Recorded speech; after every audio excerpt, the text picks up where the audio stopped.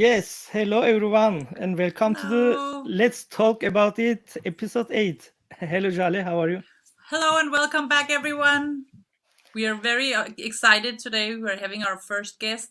Yes, and it's nice to see you. And I want to say that, yeah, like you say, it's episode 8, and we have our first guest today, and he's a very important person. He's from Denmark, like you, Jaleh, and Mustafa Sayegh. He's Danish, Lebanese, how Lebanese, we say yeah. Lebanese, yes, Yeah. Lebanese, outspoken person in Denmark, and he's the founder and leader of Denmark's first ex-Muslim organization. It's called Foreningen Frafalden, and he's an author. Also, he a book, and he's a public debater.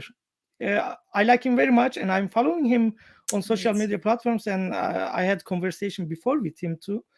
And I just don't want to lose more time, and we have to just let him come in.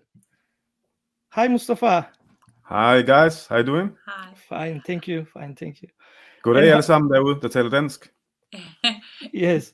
And, bliver det på engelsk. and before I forget, and we have the links for Foreningen Frafalden, the organization of Mustafa, and Mustafa's social media link in the description of this video.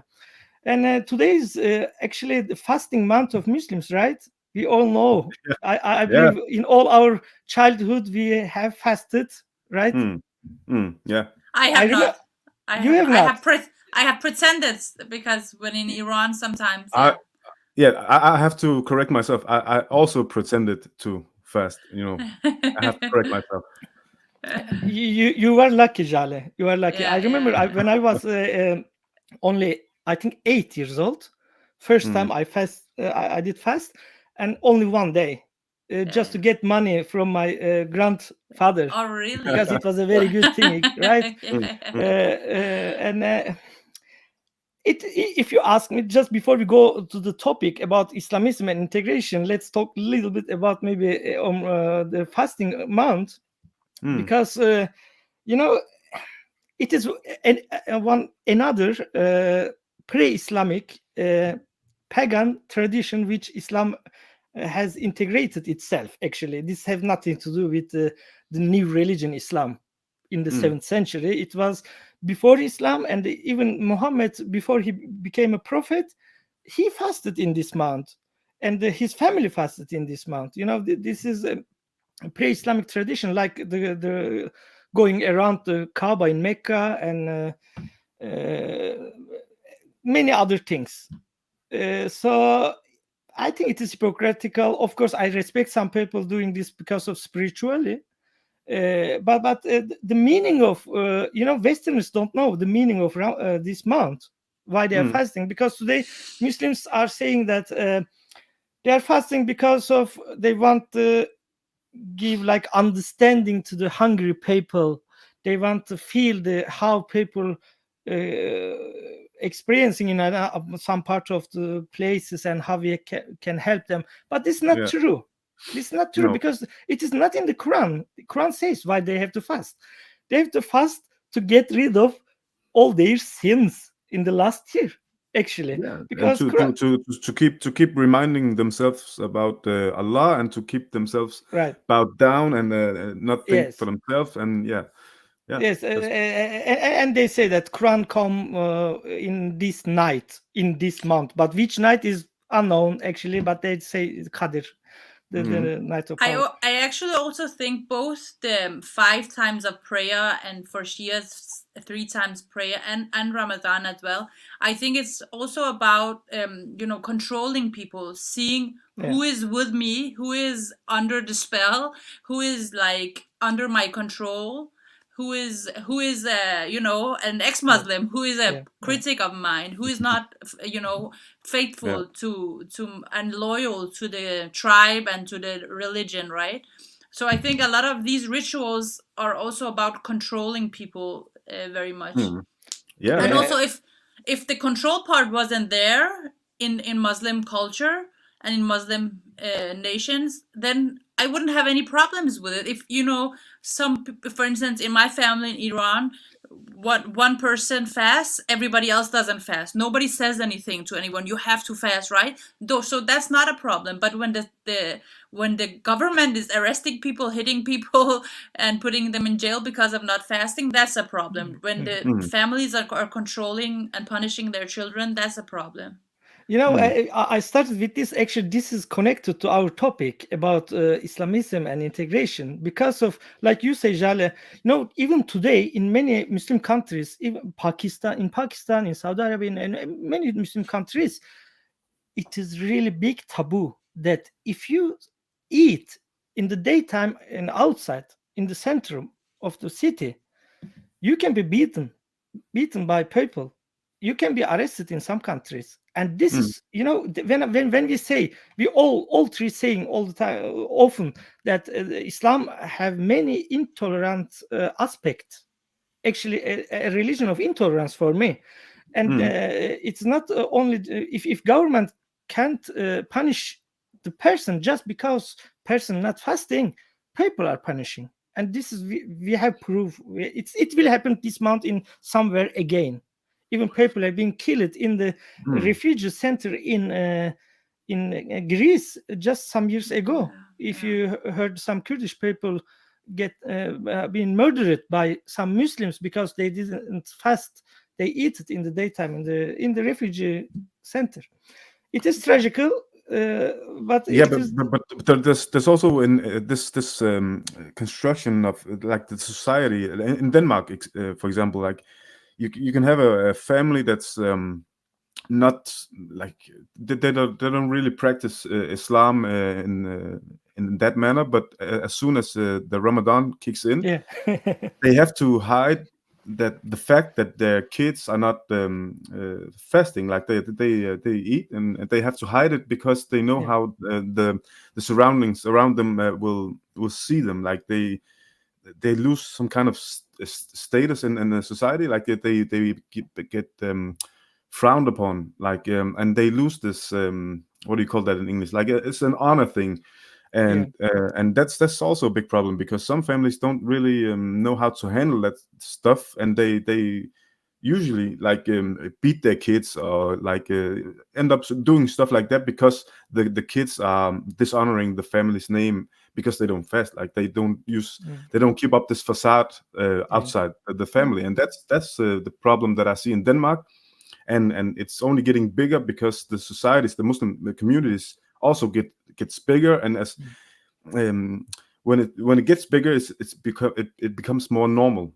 So it actually and it actually can end up being like in Pakistan, like you mentioned, like that's the norm, that's the law, and because the majority of this but also in schools where there are a lot of schools where there are a lot of Muslims, they will I went to a high school or gymnasium where there were a lot of Muslims, and they would like have an eye on each other. Are you not fasting? What is wrong with you? And then some girls had to explain, oh, I'm on my period, please leave me alone, right? And what's also a problem in schools, like I have seen teachers tell the kids in school, if anybody of you want to fast, you can do it. Like they accept this this nonsense, they accept it, and they encourage it also. Like, and it's so stupid because they have to say no. Like and it is stupid for children. I mean, if you're a grown up, you can do whatever you want, but still in some jobs it's risky to be not eating and drinking. For instance, as a chauffeur or something where you have to have your energy and you have to be sane to drive for long hours or work in certain jobs. You have to say, we cannot fast, you cannot fast, and you cannot work in this month then you have to have a holiday for the whole month. Yeah. You have to use your holiday now. And for children, it's not. And I shouldn't. No. I don't think Western countries should accept that children are fasting, because it's in Denmark, for instance, and in Norway even. I think it's a bigger problem when it's in the summertime. It's so many hours that you have to. At one point, it was 19-20 hours, like a couple of years ago. 19-20 hours without any drinking when it's so hot outside.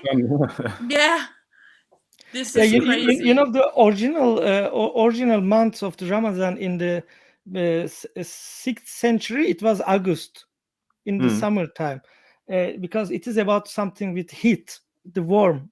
This month mean actually in the pre-Islamic era, but you know, actually Muslims are lucky today because of they changed the calendar, and this make that this month is sweeping all the time. And for them in this year they are lucky because of in April, but maybe next year in August it will be worse. But actually this whole thing about not eating or not drinking, that's a big problem also. But I, as an ex-Muslim, I think it's a bigger problem that you are like forced to keep thinking about Allah all the time. Like you have this the whole month, like it's all the whole month is all about Allah all the time in the Quran, and it's actually frustrating when you grow up in with that bullshit all the time. I call Mustafa, I call this month, especially in the West and generally in the world, where the negative social control is like topping the highest level. Before this month, all other months there is negative social control, but in this month it is going the top. Yeah, because you can actually hide the other months. You can actually hide, like, but this month everybody's watching, and if you do anything wrong, if just the taxi driver saw you that you are eating kebab on the street in Copenhagen, and telling your father, and you know, it is crazy. But the worst thing is that I think the Westerners, Danish people, Norwegian people, the Westerners, like, looking this month like something's like exotic, even they are like just like Christmas. Yes, state channels in Norway doing, I don't know, in Denmark too, I'm sure that they're like glorifying this month. Suddenly they're making like the national TV program for celebrating Ramadan, you know. So, we will come to, I think about the victimhood of Islam, which is causing these old things. But let's go to Islamism. Really, what is? How you think, Mustafa and Jaleh? You think Denmark will be in the future if this migration policy, which they had in the last 30 years, continues, and when we think about integration and Islam is, maybe we can talk firstly, can Islam be integrated in the Western society? Maybe no, first this. Not as Islam. To ask even. I know that you know. and because you said Islamism, right? And Islamism is really weird, not real word, because Islamism is really just mainstream Islam, as the theology is today, and it's not only in Sunni, it's Shia, it's almost all the grains of all of the schools of Sunni, all of the schools of Shia. They're very, it's a word of God. The Quran is the word of God, and the Hadith are, you have to follow those. And as long as Islam is that, of course, Islam cannot be integrated in the West. If the Muslims decided, oh, I want the religion, but I don't want this, but I want something else. For instance, I know one friend who is Muslim, and he says, my Muslim doing for the whole year is in Ramadan, and I just don't drink alcohol in the month of Ramadan, right? So if Islam became that, then okay, you can integrate in the West. But as long as mainstream Islam Islam as it is, the theology is most of the big schools of religion as it is today, then no, I don't think so. The problem is when you look at the Muslims in the West that actually are like living a life that's very compatible with the West. If you look at how how they interpret the Quran, you quickly realize that most of them have never read the Quran. Most of them don't even really follow the Quran or the Islam at all. And that's a what we say, that's a proof that Islam is not compatible with the West, because if you have to follow Islam, you cannot do it in the Western societies. But what I also think is problematic with all this is actually those people who call themselves Muslims and never read the Quran or not don't really know anything about Islam. Those are actually a bigger problem than fanatics or extremists. absolutely agree with you. I Absolutely think agree with you. because they are actually the yeah, it's this good cop bad cop thing. You have the extremists, the bad cop, and you have these so-called moderate, the good cops, and they actually just defend the extremists. They only defend Islam. They don't defend freedom of speech or any other rights that we have here. They don't do that. Yeah, and I totally agree with you, Mustafa, because of the majority, like you say, the majority of people who calling themselves they are Muslims, that they are not religious. No. They are not practicing all the things like the minority which they are doing in the West, a minority Muslim. But they are doing the first of all confusion in the Western society. They say, oh, look at him, he's a Muslim and he drinking alcohol, he have girlfriend, look, he's a Muslim. But they don't understand. The moderate people, moderate Muslims, like they are unknowingly, maybe they are supporting the extreme Islam. Because when extremists say we are 1.7 billion Muslims and say Allahu Akbar and they cut the throat of an infidel, they are putting you as not you, but you as a moderate Muslim to inside their cult. And I don't understand how people like who have studied, they are doctors, they are engineers in the West with Muslim background, enjoying to be a part of this so-called 1.7 billion Muslims. And this is the problem, and they are and they are the problem that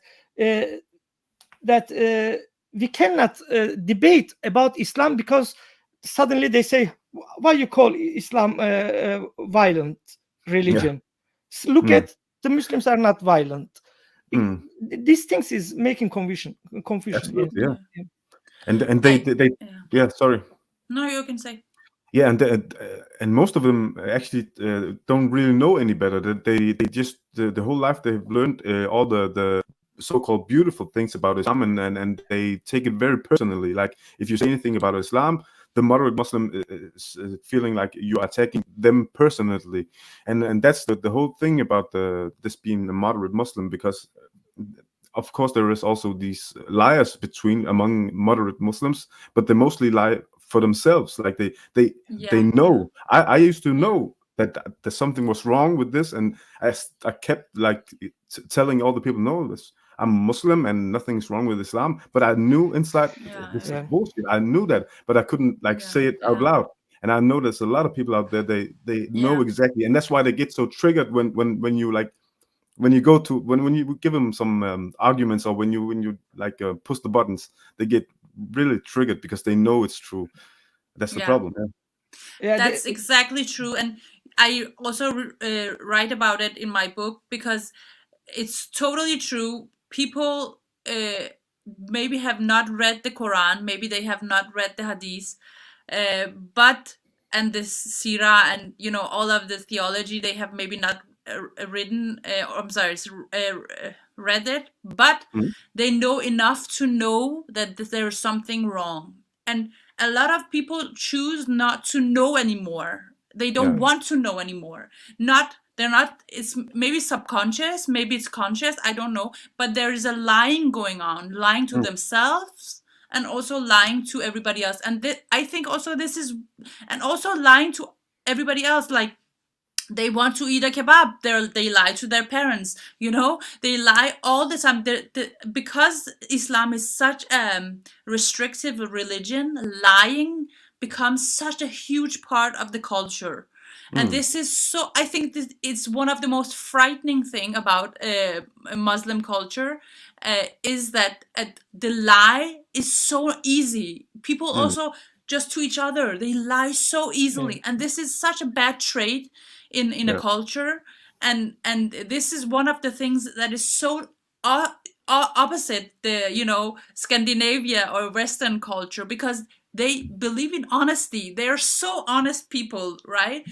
They would never lie about where they come from, how much money they have, or anything like that. And Muslims are most of the time the opposite, right? You have to lie about what you work with, even where you live, how much money you have, how big of a car, or whatever it is, right? And this is just examples, but also it's in the everyday life. It becomes so easy to. I remember I asked one family member, if you believe in Islam and you believe nothing has to be changed within Islam, what do you think about child marriage then, for instance? And she was like, no, you have to talk to this to an imam about this. But no, you believe in Islam. I want to talk to you about it. What do you think about it? But she doesn't want to know more. She doesn't want to go, examine what child marriage really, what theology really says about child marriage, because she doesn't want to have to, push Islam away. She cannot do that. It's easier to push me away, right? So that's what happens all the time. It can be seems like here are three Islamophobes who are talking here to just blackmail or throwing shit to Islam, but it's not. We are honest. We are just talking about what we think. But this comment is, of course, I'm agree. Not all Muslims. The problem is exactly that we are talking about. Diligence, humility say there is so many types of Muslims. It is difficult to say one thing is true for all. Some of the worst I know is Muslim, but also some of the most loving, caring people are Muslim. Of course, my mother is not terrorist, my friend, and we know this. It's not about that. But all of our families are Muslim, right? So, more or less. We have to, this comment have to go directed to the Muslims who says that we are 1.7 billion Muslims. Every time in a debate, if some Muslims say we are 1.7 billion Muslims, you have to write these comments to them, and this is the truth. Well, the Islam is built upon one ummah. It's like all the Muslims are one, and we are not saying that all Muslims are one. Islam is saying that. No. All the problem is what we are talking about. We are talking about Western countries like Denmark, like Norway, and other countries. They have they had like migration policy, like almost open border policy in the last 30-40 years. And you are welcoming people from all around the world, and you are also welcoming people with one religion. It is not it's still happening. It's still happening every day. Yes, and it is not only a religion, but also it is an ideology from 7th century, which have many aspects, is against freedom, against democracy, and against equality. And when you import them in your country, if you think that they will be like you are just a dreamer. So you have these problems today, and it will be more and more if you cannot integrate them. And it's actually not about integration. What does integration mean? If integration mean is only learning a language and work, this is no problem. But this only if some English people, if some German people coming to Denmark and learning, they need to only learn Danish and find a job. they are integrated because they have the same mentality, culture in the thousands of years, because they are almost the same people.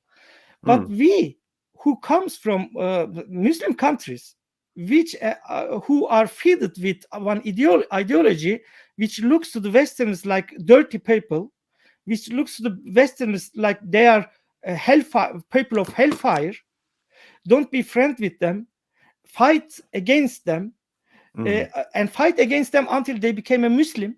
In this ideology, when we come and we have our so-called moral codes about women, about LGBT, about blasphemy, and it is not enough if we just learn Danish language and find a job. This will never integrate any Muslim. When we are talking about integration, it means that they have to be as much as possible like Danish people. This is important because their religion have never gone through a critical enlightenment age.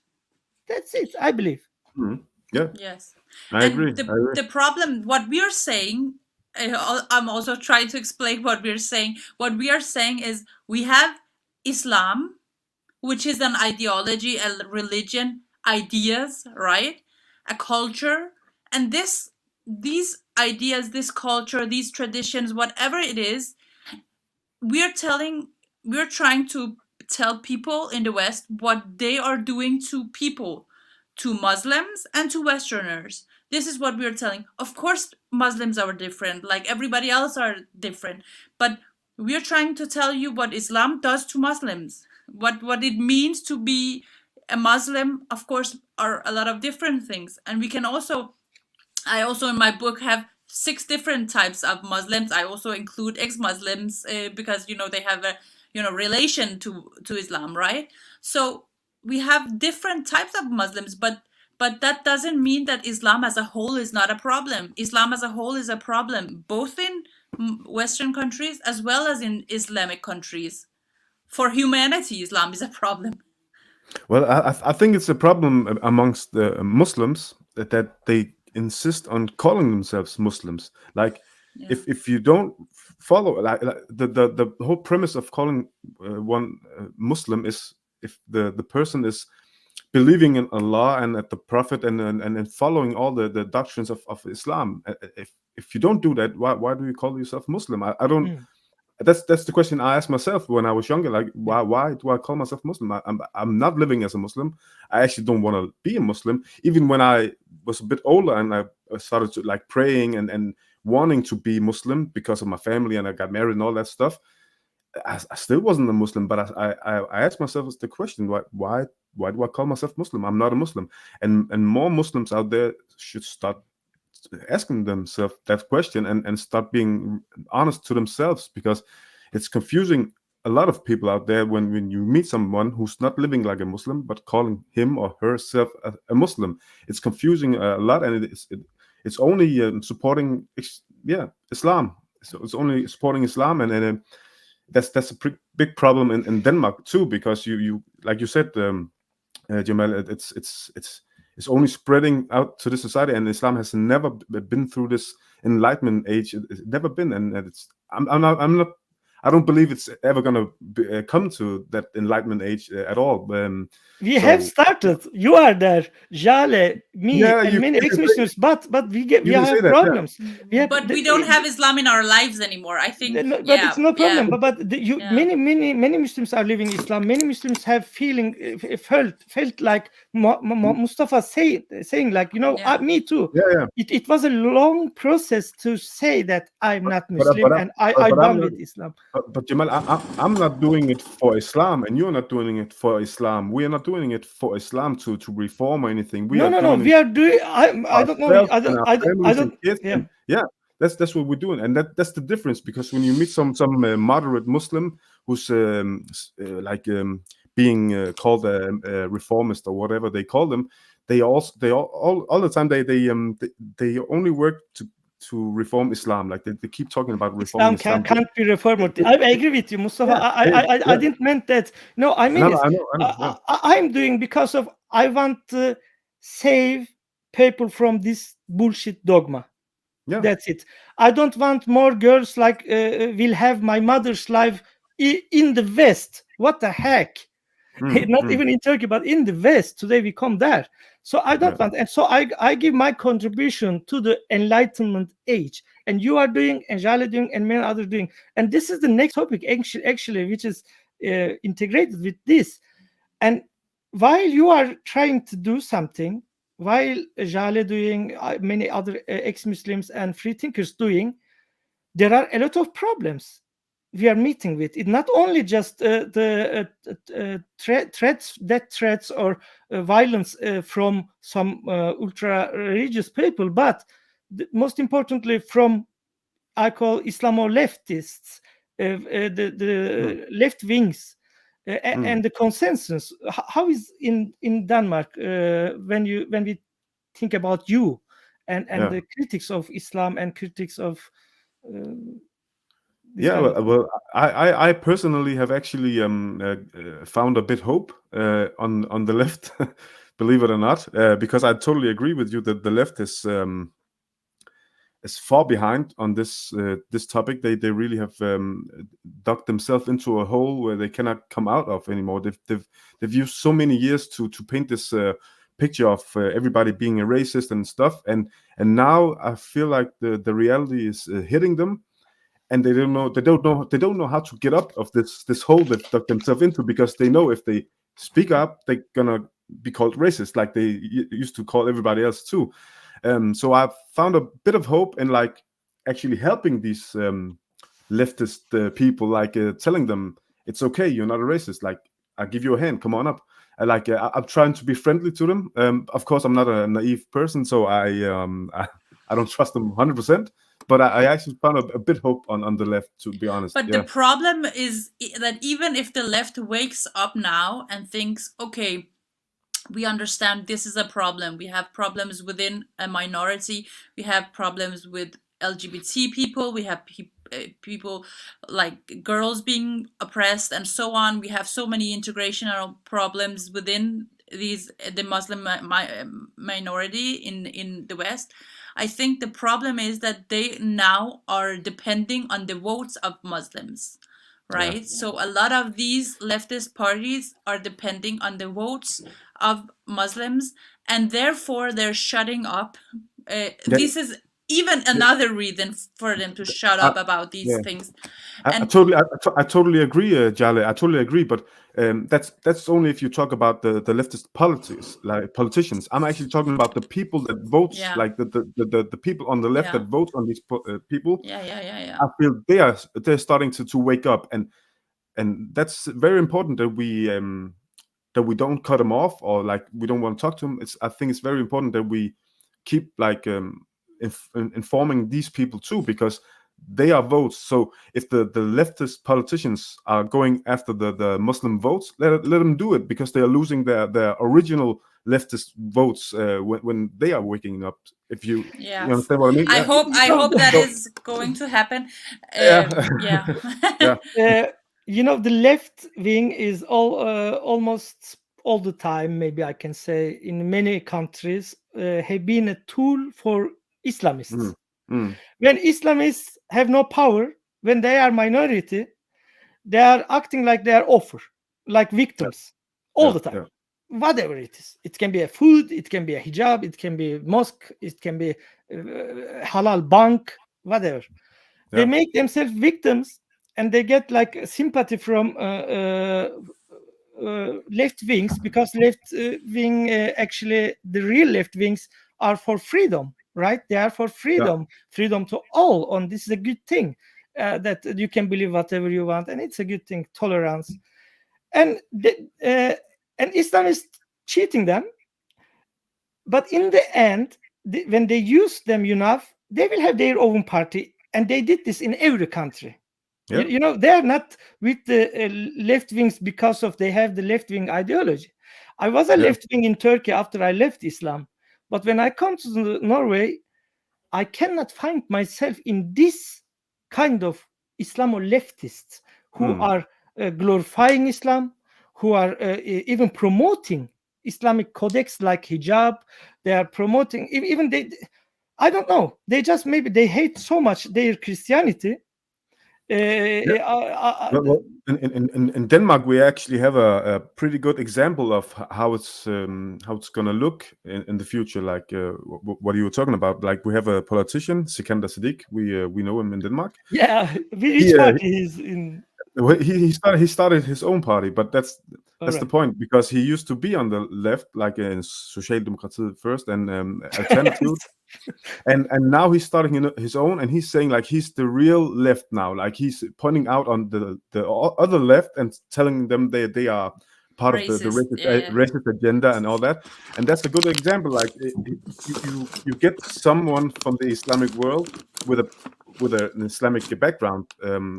His father is a whole story for himself, but he's actually doing what you're talking about now. Like he's using the left to get in. Now he's getting in. Now he's starting his own and calling them all like racist. Like he's what do you say that in English? Like he's throwing them under the bus, right? Yeah, because he knows the mentality. I'm sorry, because he knows the mentality of the Muslims. You know, if a Muslim party come in the infidel Western country one day, he will get the vote of not only the religious Muslims but the moderate Muslims, because of Islam is a nation according to Islamic scripture. We are like brothers. This is the why when we meet in some places with another people, like I was in the airport in Frankfurt, just some people come suddenly say, "Hi, are you Muslim?" I didn't know what I would say. Yeah. I is one Arab. I want to just ask one places there how we can go to the, you know, because we have this brothership, brotherhood mentality, like we are nation. And when they act, they are victims. Muslims will vote, of course, but and the last thing before Jaleh continues, it is tragic that every Turkish people I know in Norway, maybe I know only these people, I don't know why every one of them is like this.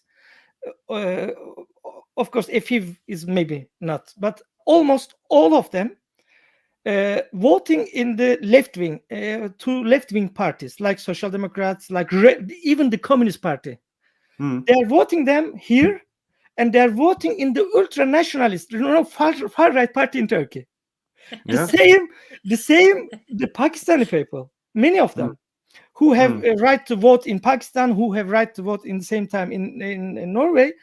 They are in the left wing in Norway, and they are supporting the ultra religious far right parties in their country. This is what we call is hypocrisy, and left is just buying this. They think that if they import more Muslims, they will get more votes. Yes, you will get, but until when? I think Muslims have to stop the group thing, right? We are not a group, or people who are not even Muslims, but people say, do you think you will be accepted? You're criticizing Islam. Do you think you will be accepted by the Danish people? You traitor. That's what people would say to me and Mustafa and to Cemal, right? For standing up against the Islamists, and so it's Uncle Tom's and all that. Yeah. It's not about that, you idiot. It's not about being a part of a group. I want to be my individual self. I want to have my rights, my freedoms. I want to have my beautiful family life. I want to decide everything for myself. This is what it's about. It's about freedom, you idiot. And people are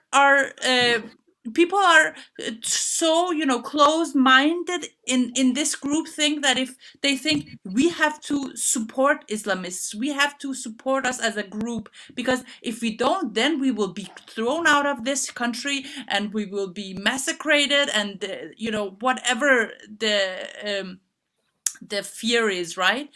And fear at the same time, they know that if they don't like Islam, they should shut up, because they should shut up and just pretend that they're Muslims, or just don't have any interest in Islam, because they are afraid. A lot of Muslims are afraid of Islamists, are afraid of their own parents, what they will think and do if they don't, don't fast for Ramadan, or they, wear a certain clothes. If they drink, they go out, they party, they have a Danish boyfriend, girlfriend, whatever it is that is not allowed within their religion. it's easier to just lie about it and do it without anybody else knowing it, because they're afraid. And also now they're afraid of Islamists killing them, right? Because if, for instance, even Danish journalists are afraid. They're afraid of printing a certain prophet in their newspapers. Now Danish Like this? school, like exactly like that one. And they're afraid, school teachers are afraid of even talking about the Muhammad crisis. They're afraid of showing the picture. And we have this teacher in Denmark who insisted on showing the picture, and she was thrown out. And people would say, I will tell the terrorists where you are when they come. And people are crazy. People are so afraid. And this is how Islam is winning. Islam is winning because of everybody being afraid. The Muslims being afraid of Islam. The Westerners now are also afraid of Islam.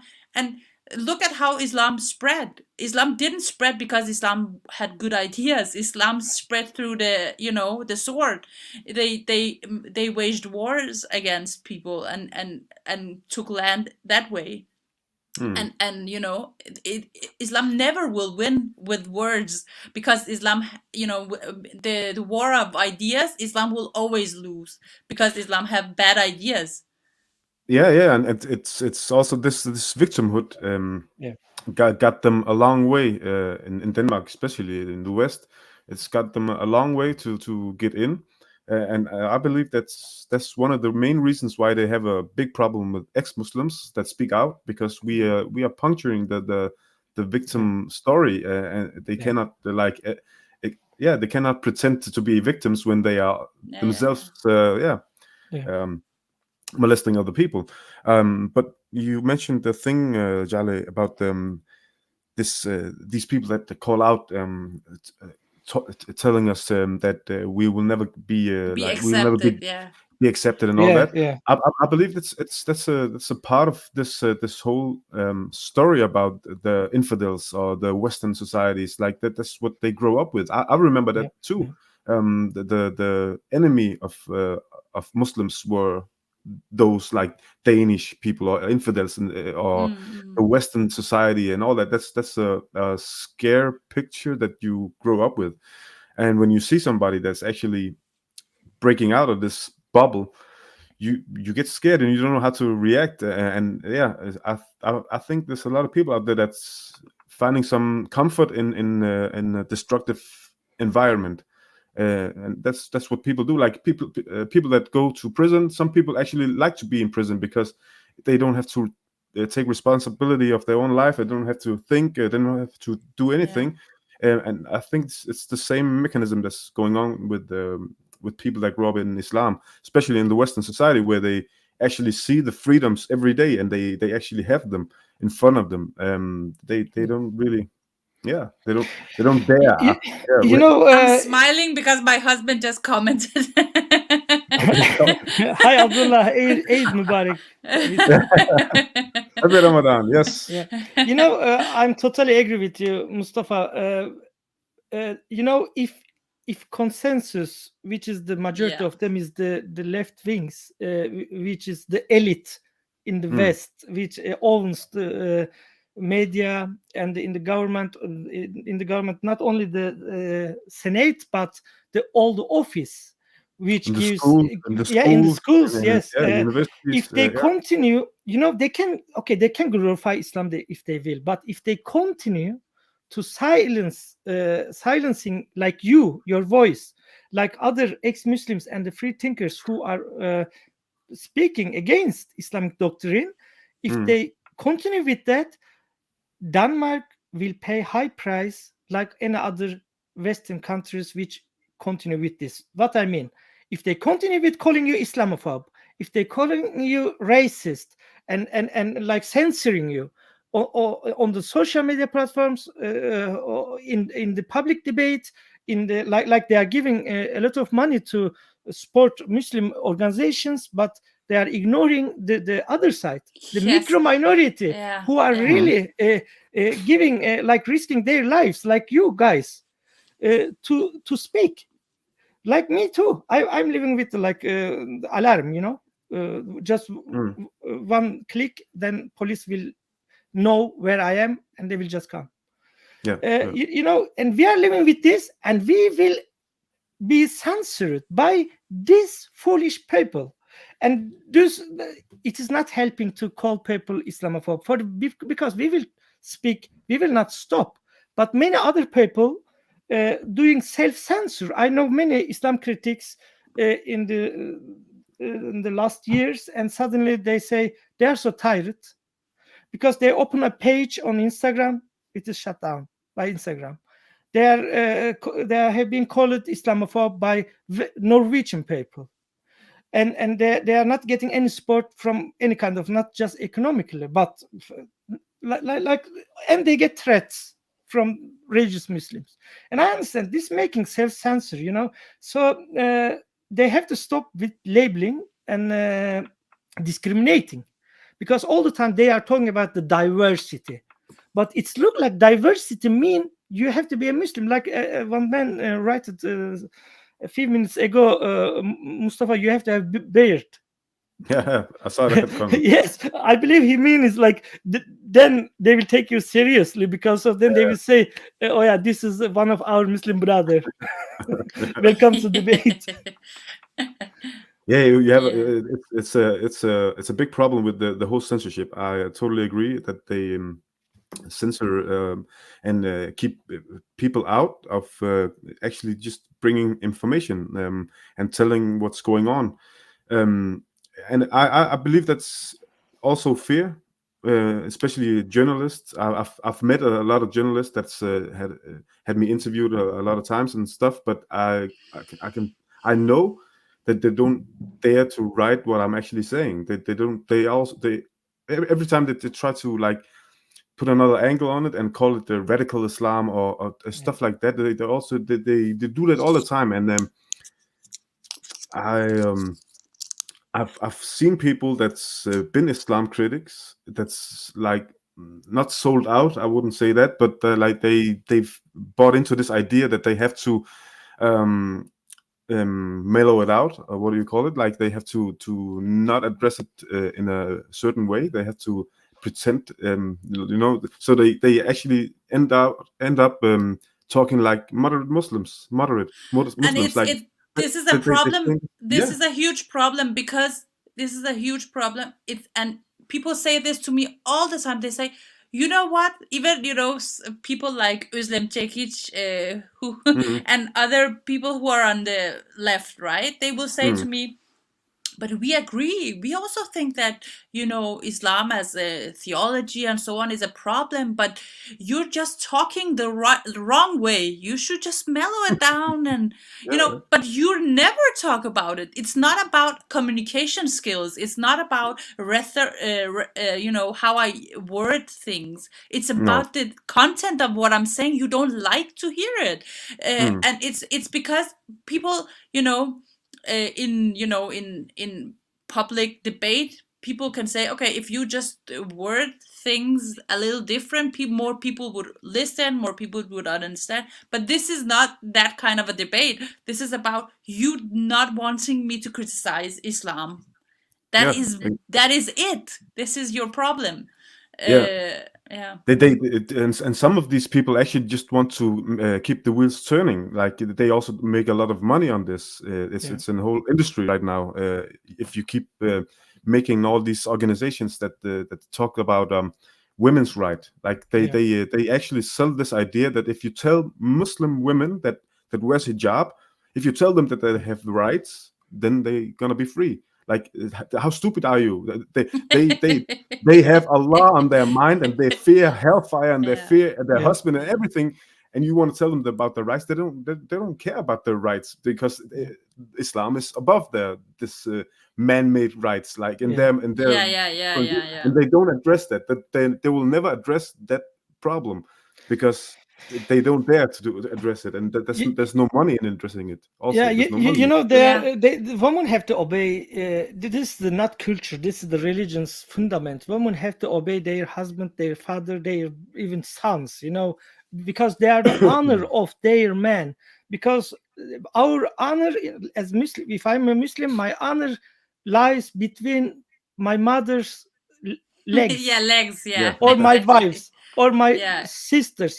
This is the even your daughters, you right? know Yeah. Islam is all about, sorry, but it is about the vagina in Yes. this world and the afterworld. Yeah. And Yeah. the And stupid not in thing, a good way. not in a good, the stupid thing, what is the Westerners, like you said, they are earning a lot of money. Just say you are a Muslim, just make a Muslim cultural center or a mosque, or one dialogue. Just use some words like dialogue, diversity, Diversity. Yeah. and culture. Yeah. Then you have your money. And what they do, they say, like in the last 30 years in Norway, they have state paying millions, but I'm talking about almost 1 billion crowns, if we think in the last 30 years, to fight against so-called negative social control, honor killings, honor culture, without almost mentioning Islam, because they mentioned Islam before, but now it has been lesser and lesser. In the end, almost no word of Islam, because they spent so much money. It's Today, the same in Denmark. Yeah. today even they give still the same money to same Muslim organization to fight against so-called social control. Because I say so-called social control because it is not negative social control. For Muslims, it's a positive social control, right? Yeah. Yeah. And today, it's just a week ago, one Syrian man killed his wife and his daughter nearby a school, and now he's in hospital. They even didn't get any talk. Police didn't have talk with him yet because he's depressive, or I don't know why.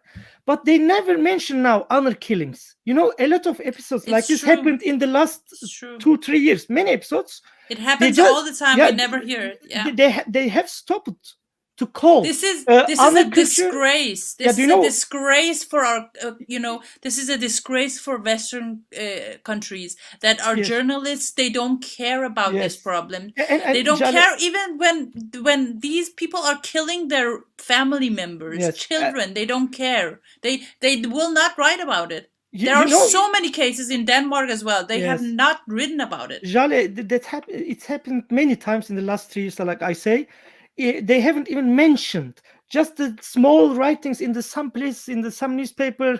They don't say even the background, and later we learn from the third media that who was and why.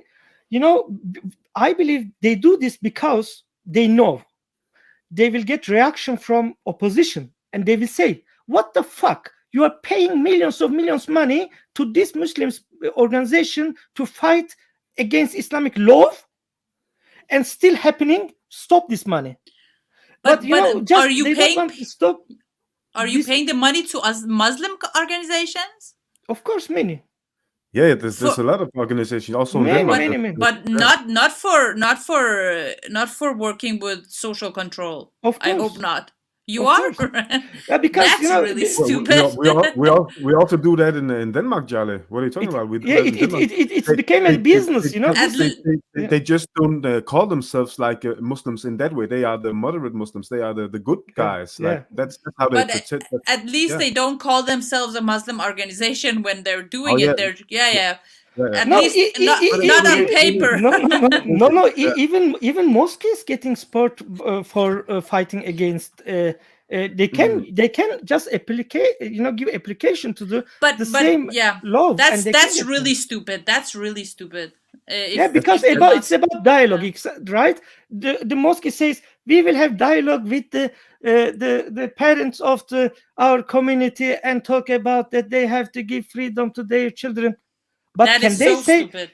that So I say that this is the hypocritical way to support Islam, because of, if I was a state, I should say to every mosque, I will say that I will hear in your Friday sermon speech that you will say, it is not good if you don't allow your daughter or your son, if they want to get married with the same gender. It is a law. Gay and lesbian have to live Good freely. luck. Our good luck. Good luck. Good You luck will with not. that. Yes, if you don't do that, you will not get a penny. And when I'm you actually against. criticize the mosque, and when you criticize, the organization, the Islamic organizations getting money in Denmark or in whatever other country, people say, but Muslims have also rights. But this is not Muslims, this is organizations, and a lot of these organizations get their money, and they're supported by Iran, Saudi Arabia, Qatar, and also they are controlled by those countries. Not even just supported, they are controlled. The Iranian mosque in Copenhagen is 100% controlled by Iran.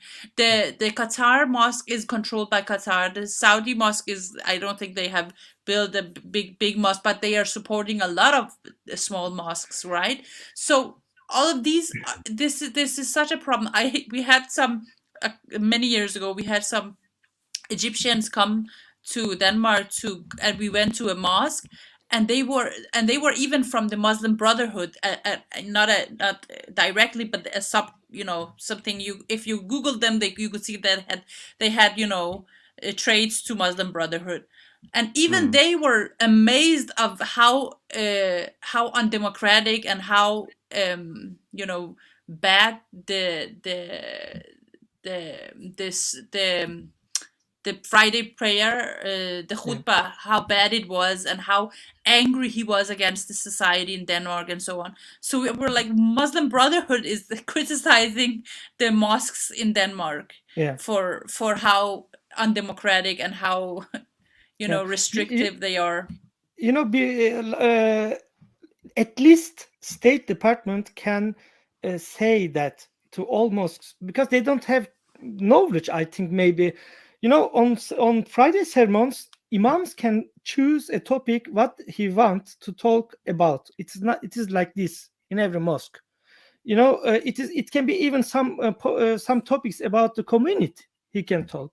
Then I believe, like I will not say like Erdogan, of course, in Turkey, Turkish state giving the speech to every mosque on Friday sermons. They have to read this. Maybe even this is an idea that that states who pay money to mosques we shouldn't pay. We should stop I know, all the of payments. course. But since we are talking about that, now I want to turn to Mustafa. Mustafa, you have been invited to one island by one concerned citizen to a debate with some Muslim people who want to build a mosque in this island, right? In Bornholm. And what's happened? And later they didn't accept it, or what's the point actually to build a mosque in Bornholm? How many people living in there? Well, I don't know how many people that live there, but they say that there is about 300 to 400 Muslims. I've asked them how they how they count them and who do they count in, and they've never really given me an answer on that. So there's not really a clear answer on that. But regarding to and what is the Muslim when they say 300 Muslim? Yeah, and is it Ahmadiyya? Is Ahmadiyya included inside? Is Shia? Is Sunni? They cannot tell me. They cannot tell me. I've asked them. Ex-Muslims. They cannot. Yeah, ex-Muslims also. They can't really tell me. The thing with this mosque, they didn't want to go into a debate. They didn't want to address any questions or answer any questions. They didn't want to. They actually the citizen that got this meeting on Bornholm, he was talking to them in 3 or 4 months. Like he was writing emails to them and asking them if they want to make this debate or talk to the people on Bornholm, like the Danish citizens, about this mosque. And they wanted to they wanted to decide who's gonna come to this debate and which questions can be asked and cannot be asked, and they wanted to control the whole meeting on their premise, like they want Yeah. to decide. And he said, like, that's not gonna happen. It's a democratic debate. We cannot do that. Like he even got into, like, he said, okay, everyone can ask one question. He tried to meet them halfway, but they didn't. And then when they heard that I was gonna come, like, in the debate, they just said, no, we don't want to be in the same room with this guy because I'm a Murtad. So Yeah. yeah. Yeah. But I actually wanted to show you something. I was like looking if I could find this email, because we talked about this, about journalists and the Yeah. fear, and it got me to remember that I was writing a letter to the newspaper. Sometimes I write something about a topic and send it into the newspapers, and I was sending something in, and the journalist said to me, because I was talking about this actually I was talking about a whole different topic, but I mentioned one hadith in one hadith by Sahih Bukhari about you know this, I don't remember the number, this old Muslim, he's behind this tree and behind this stone, and come kill Yes. him. I don't remember the number. You can Google it. Yes. But I was using this as an example because of this mosque, like on Bornholm, because some guy in the mosque in Nørrebro in Denmark was using this hadith and actually got This is arrested. the Iranian regime. This is the Iranian No, mosque. this was this was before. This was this Hizb ut-Tahrir that was using it, and he got arrested for it. And I used that as an example for my argument. Like, I just used this hadith. I'm sorry. It's the Iranian mosque. It says something else, but it is about the same story. Yeah. But only because I used this one hadith, like, as to build up my argument. It wasn't about the hadith. It was just to use it. Yeah, exactly, this one. this one, a preacher in Denmark used this hadith in the same mosque where Omar al-Hussein was 2 days before he killed 2 people in Copenhagen. Yeah. That's a very important point to make when you talk about this topic. That's why I use this. You know what the journalist answered me? He said, I cannot bring the letter in the newspaper because you talk too much about theology. I was like, what? Yeah. And I asked him, what any theology are you talking? any reason to any reason to stop the debate about Islam, and they have so many reasons. It was the most stupid answer that I ever got, because I asked him what theology, and he pointed out this one hadith, and I said, all right, well, can you remove this hadith and just tell us, like, change it to say, according to some hadith, this and this. He didn't even want to do that. Like, he was cutting me out. Fortunately, I knew another journalist who wanted to print it, and he got it printed, and it's got out anyway. So I have my other ways to do it, but it's a constant battle with these guys. Yeah, and it's my God.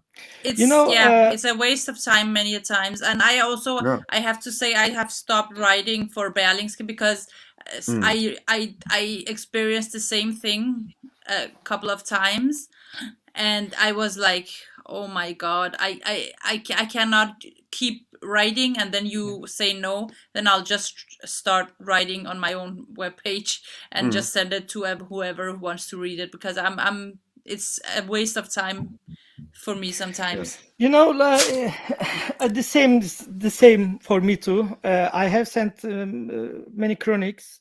When I use it like theological references, often I get like, we are sorry, we have like many chronicles, so we will say yes next time, like this, you know, like nicely refusing.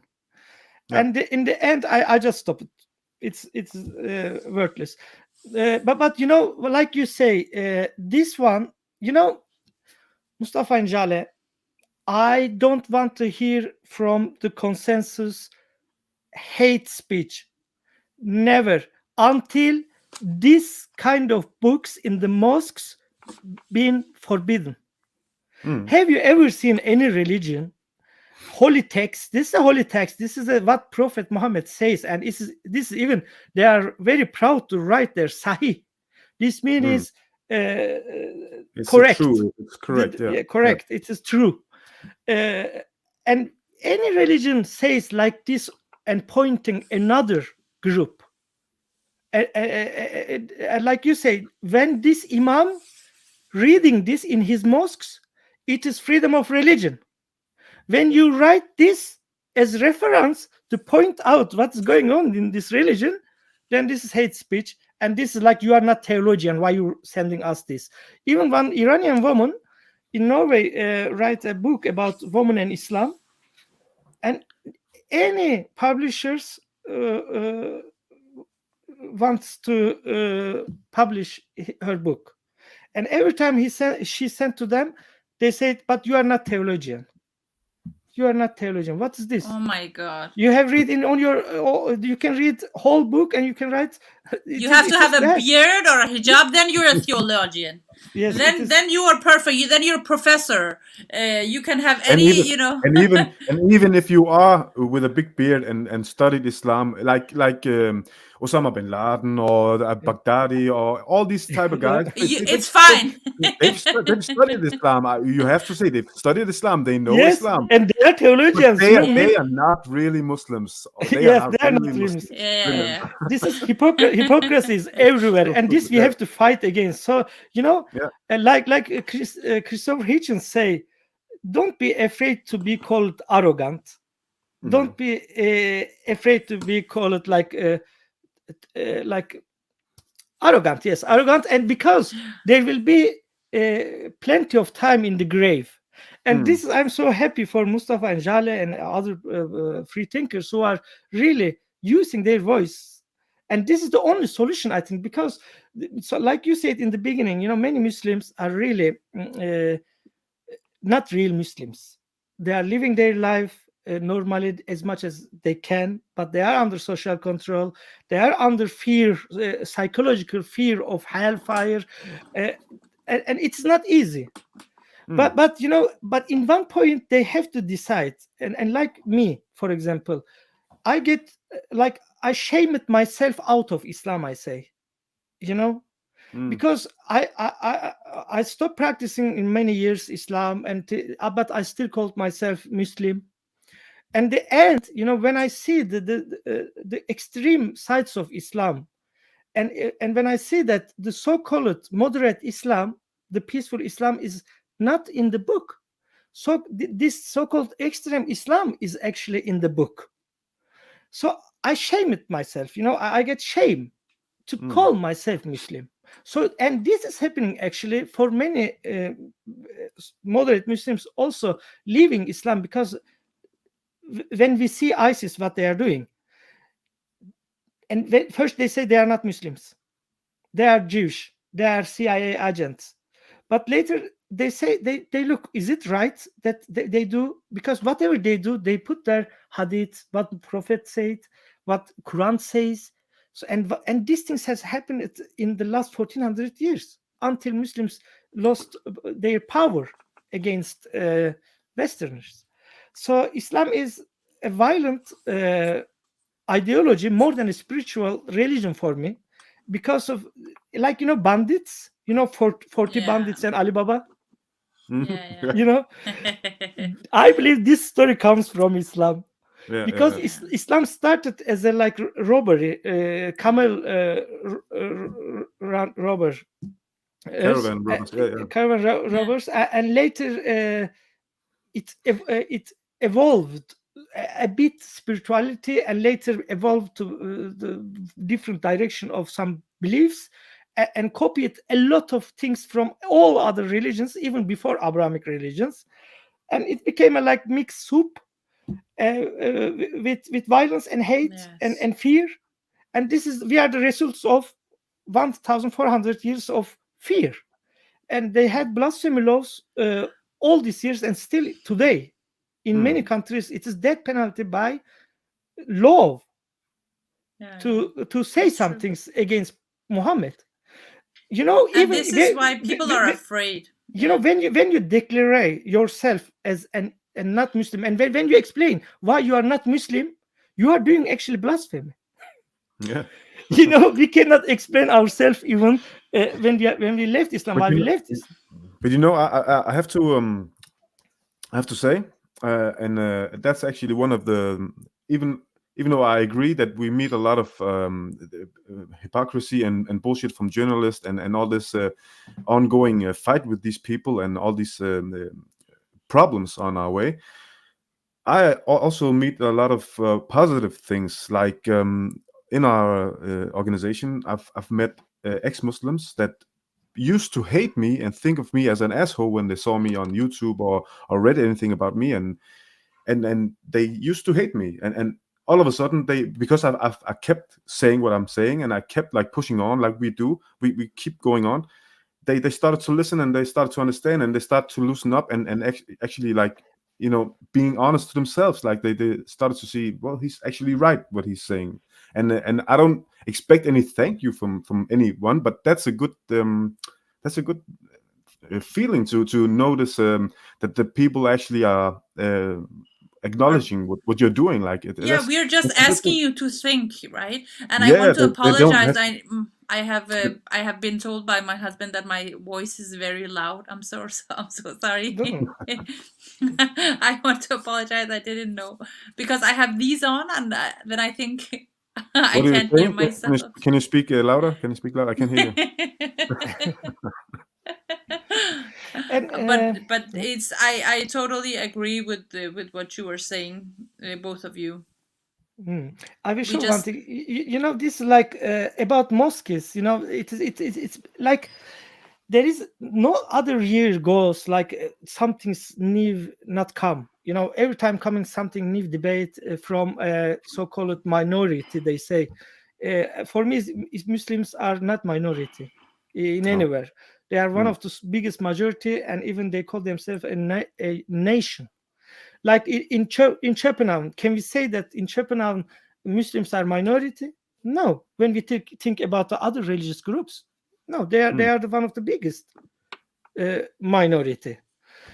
In some schools, in some places, like especially the migrant zones, like what is the name in Denmark? The what? I actually think we have Some places like no-go zones in Denmark, so-called. ghettos. Yeah, Gellerup og Vollsmose og Nørrebro og Mjølnerparken Nørrebro, for og example, yeah, in there one school. When you yeah. think at school, is there Muslims are minority or majority? No, they're Well, In majority. many places, I mean, it's I think we have whole municipalities as at this point where there are, I think Brøndby, for instance. I think Brøndby, yeah. I mean, I think yeah. I think some of those it's not a minority. My point is that, like, one day about hijab, they are victims. We have to have hijab in the Senate, in the police department, in schools, even child hijab. Like debate about what the fuck. It is child. Give her or him freedom, like Danish children. In other time, like summer comes, nice weather. Now is the burkini debate.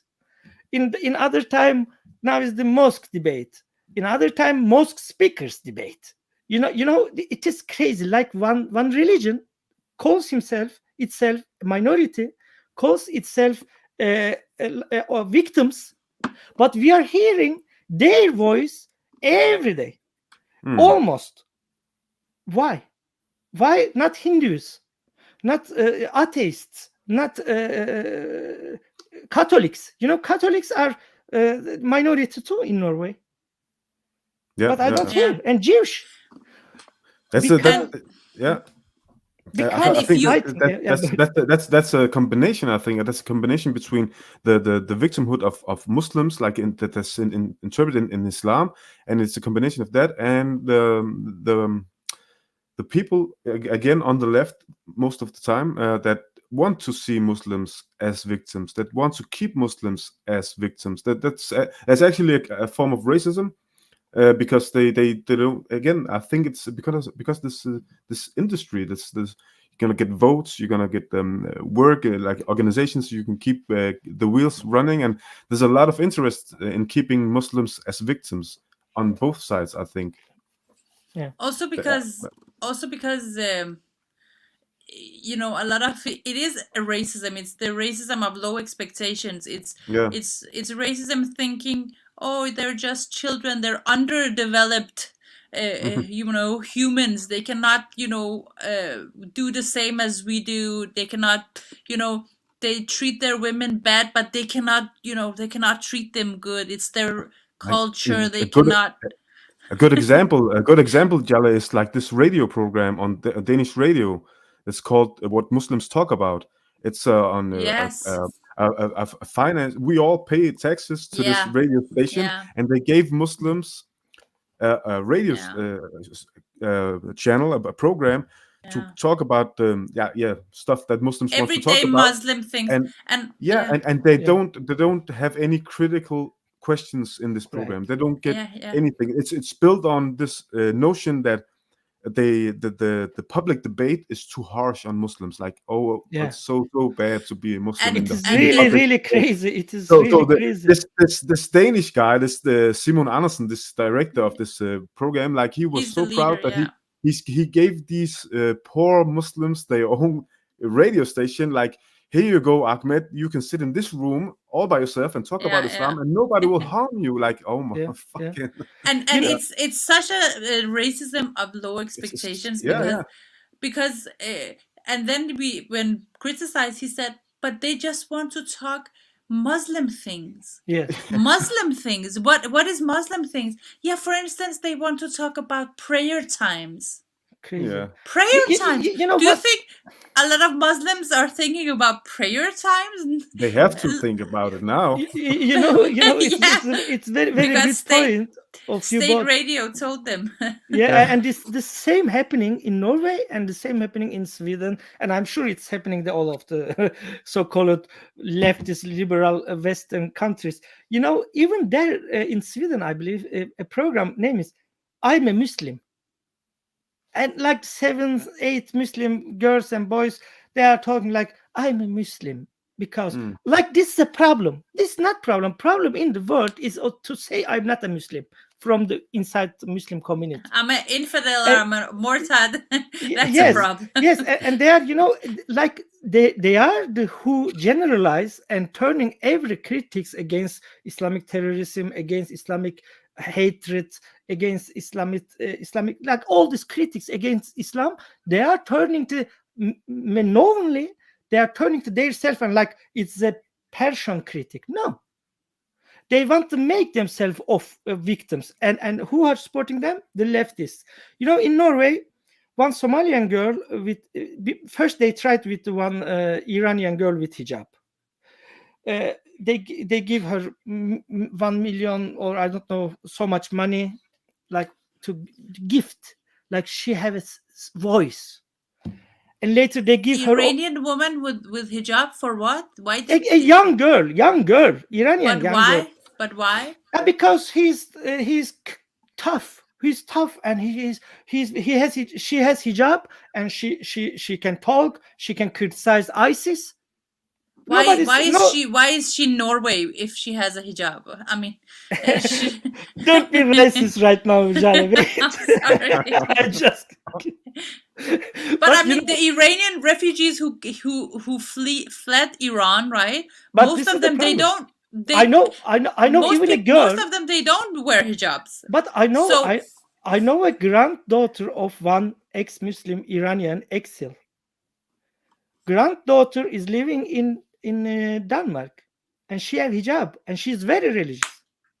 Yeah, actually. Well, but this is, you know, because when they promote, you know, in the child TV, you know, in child TV in Norway, they are promoting hijab like it's a funny thing, it's a good thing. Why don't you try it?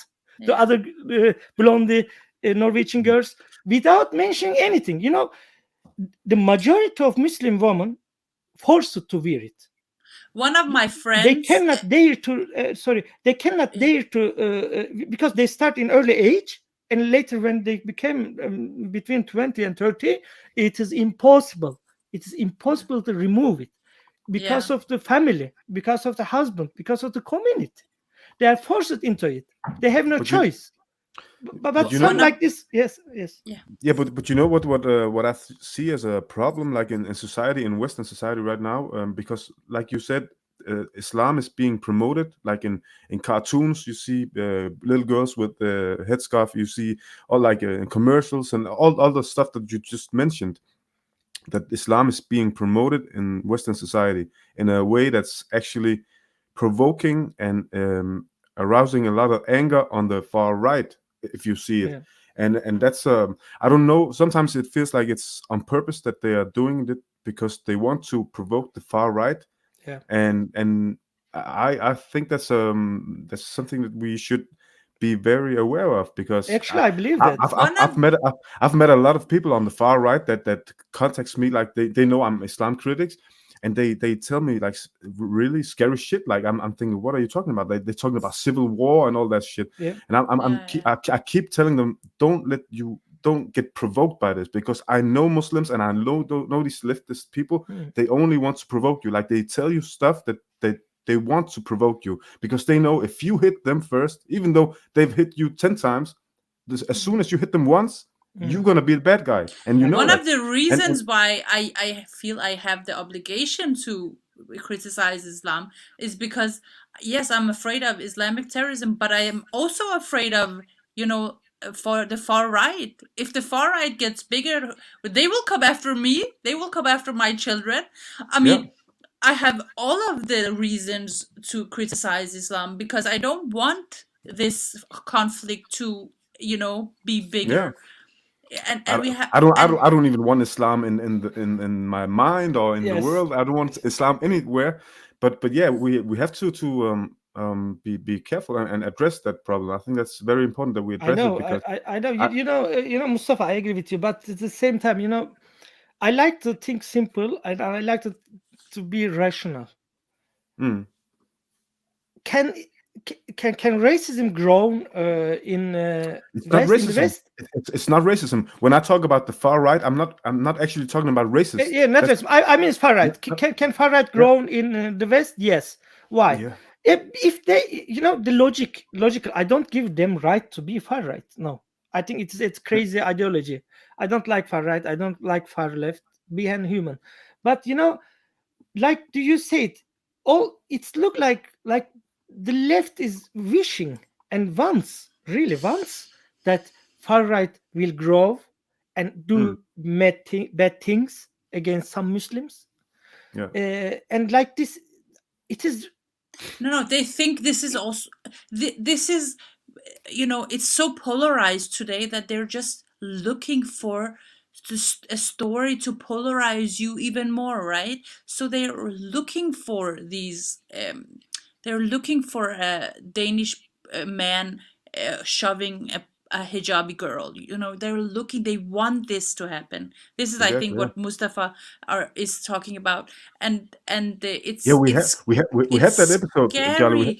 Yeah, Yeah, we had that episode in Denmark. You remember that the drunken guy on the He was that shouting he was only. He shouting. wasn't. He was Yeah. yeah, drunk, yeah, obviously, and they made a big story about it. Like it was yeah, yeah, the face of the racist, and I was like, if yeah. this is the face of the racist, then we have no problem. I mean, Hitler, and all that stuff. Well, we have no problem. It's okay. But they made a big story about it, like you said, Jaleh. They look after these. And it's Yeah, so polarizing. It's so yeah, yeah. polarizing. At the same time, Danish families are so afraid of, you know, having their Yeah. young, especially boys, go out because there are so many fights with foreign young boys who are not at home Mm. studying, who are not home, you know, they're not home. Yeah, And yeah. when children are just in the streets, growing up in the streets, what do you expect them to do? Mm. Do you expect them to be civilized people, or do you expect them to fight each other and other people?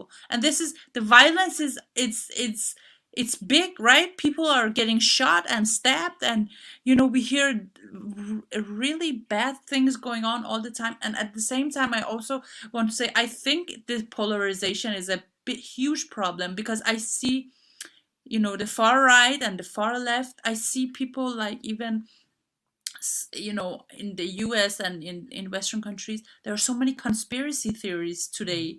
People are just, who is trying to get us to do, you know, instead of us, just having the free countries, the free debates is closed so much that people are so conspiracy minded today, and it's a huge problem, and it's only going to polarize us even more, and we are going to see violence, far right violence, far left violence with BLM and Antifa and so on, and we have the Muslim terrorists as well. So it's going to be a very bright future for us if we just keep going this direction that we're going. It's a huge problem.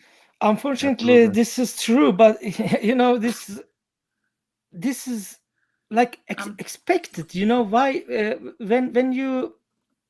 When you're taking in the country years after years people with other ideology, other religion, which is very difficult to like live even, and then later you even support their bad ideology all these years, and even glorifying them, and later you expecting that no one will react. I don't give right to people who react, never, with violence. Yes. But then you are in the Islam debate will live in the future all these years, as long as there is no freedom to live Islam freely in a family, in a Muslim street, in a Muslim country.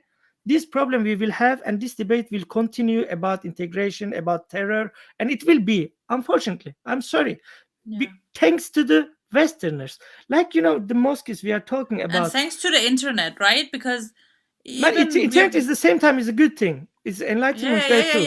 But, exactly. That's what I'm trying to say. Yeah. I mean, it's like hypocrite, a bullshit hypocritical religion.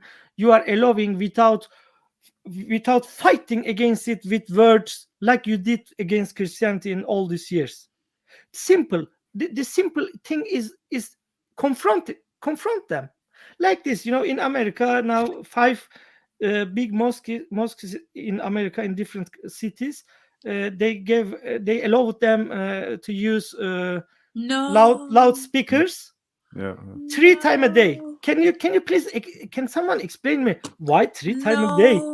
I thought it was a 5 times a day. Iranian. It's Iranian have Shia have 3 times. Oh, Shia. I was actually talking to a guide on this debate on Bornholm that you asked me about. Some of the audience that came along, there was like a mix of people in the audience, right, left, and all that.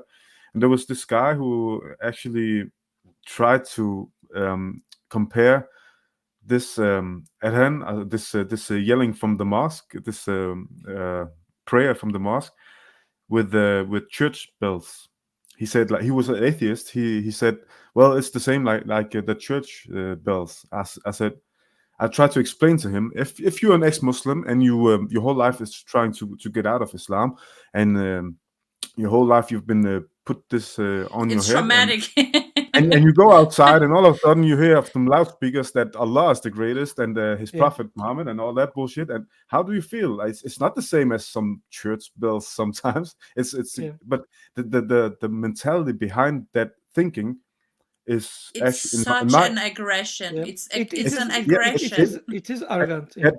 Yes, arrogant, and it's also the reason why these mosques can do this. Like, people are still believing that Islam is a religion. They still believe and call Islam a religion, but it's not a dominance. Islam is a dominance religion, right? Political ideology. The church bell ding ding ding. Maybe it's annoying. I don't care, but it's and how do you think that Christianity and Judaism, as you were saying, Cemal, how do you think that those religion they weren't that bad to begin with, let's say that, but still they have changed so much? And how do you think they changed? By people talking. Yes. And in Islam people cannot talk. Because of the I believe in Christianity that's similar to the Islam for some point, that the ultra religious, the priests was minority all the time, like Muslims have. But the problem is, how they lost the power. But in Islam, they never lost power. They can be micro minority even. One day they can suddenly come out and say, Allah is one. Look at this infidels, how they are insulting our prophet. All the almost moderate Muslims on the street at the same time. This is different than Christianity. It has a power that the Christianity don't have to people. I've met some before in my life. I've met some like gangsters, like real hardcore types, and they got like little kids as soon as the prophet was mentioned. They say Salli al Nabi. That's what you say in Arabic, and it actually just means like if you talk about it, just take it easy. Like that's what the meaning is, but the wording is something else, and it has some religious power over the mind. Even to a tough guy that looks like he can eat you, like it's little, right? But that power is very scary, actually. And there is a fear, right? Because I remember I was teaching I worked in a club where there were a lot of Muslim boys, and once they asked me, "Are you a Muslim?" and I said, "No, I'm not a Muslim." "But you're from Iran, you're not a Muslim?" I said, "No, I'm not a Muslim." They said, "Oh," and I was like, you don't know anything. I knew that they knew nothing about the theology, but they knew enough to know that this was a very dangerous territory, right? So they were so afraid. And I was like, oh my God, the fear is real. The fear is real. These are small children, and still they are afraid of me, even someone that they might like a little bit. She's not a Muslim anymore, or she's not a Muslim and she's from Iran. Oh my God.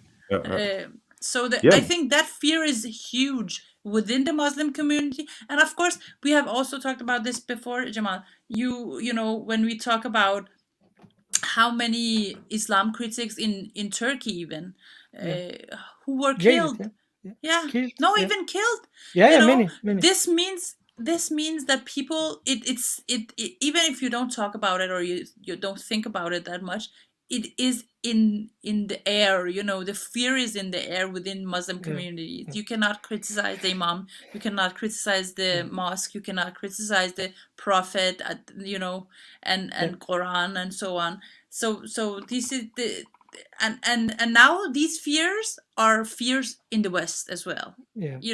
On a high level, in the educational system, in politics, in media. These are the same fears. They're just been implemented in the Western society. It's fear that is it's fear that's being called respect and tolerance. That's what they call it. The simplest proof that Islamic intolerance and fear proof is there right in front of me, Mustafa Sayegh. How many years after Muslim immigration to Denmark get their first ex-Muslim organization? It took 30, 50 years. This have a reason. Is this mean that in last 40 years there were no ex-Muslims in Denmark? No, there were. It's the same in Norway too, but they never dare. And now a few people here and there start, and even then we meet with big opposition from people who should be in our side, because of it is about freedom. It is about to give freedom to Muslims too. But before I forget, and the other things is big difference between Christianity and Islam. When in the Enlightenment age, they criticized Bible, they criticized Jesus, they criticized a lot of Christian rituals and Christians and priests, Persian, not only ideology, and even they just joke with many jokes of them. But in Islam, Islam is so arrogant, like you said, Jaleh, because of Islam says this book, every word of them from our Creator. You cannot question but anything. in Christianity, they say that it is inspired. People write it in different times. There's an opening. Yes, there's an opening. Even they accept that some things is not from God.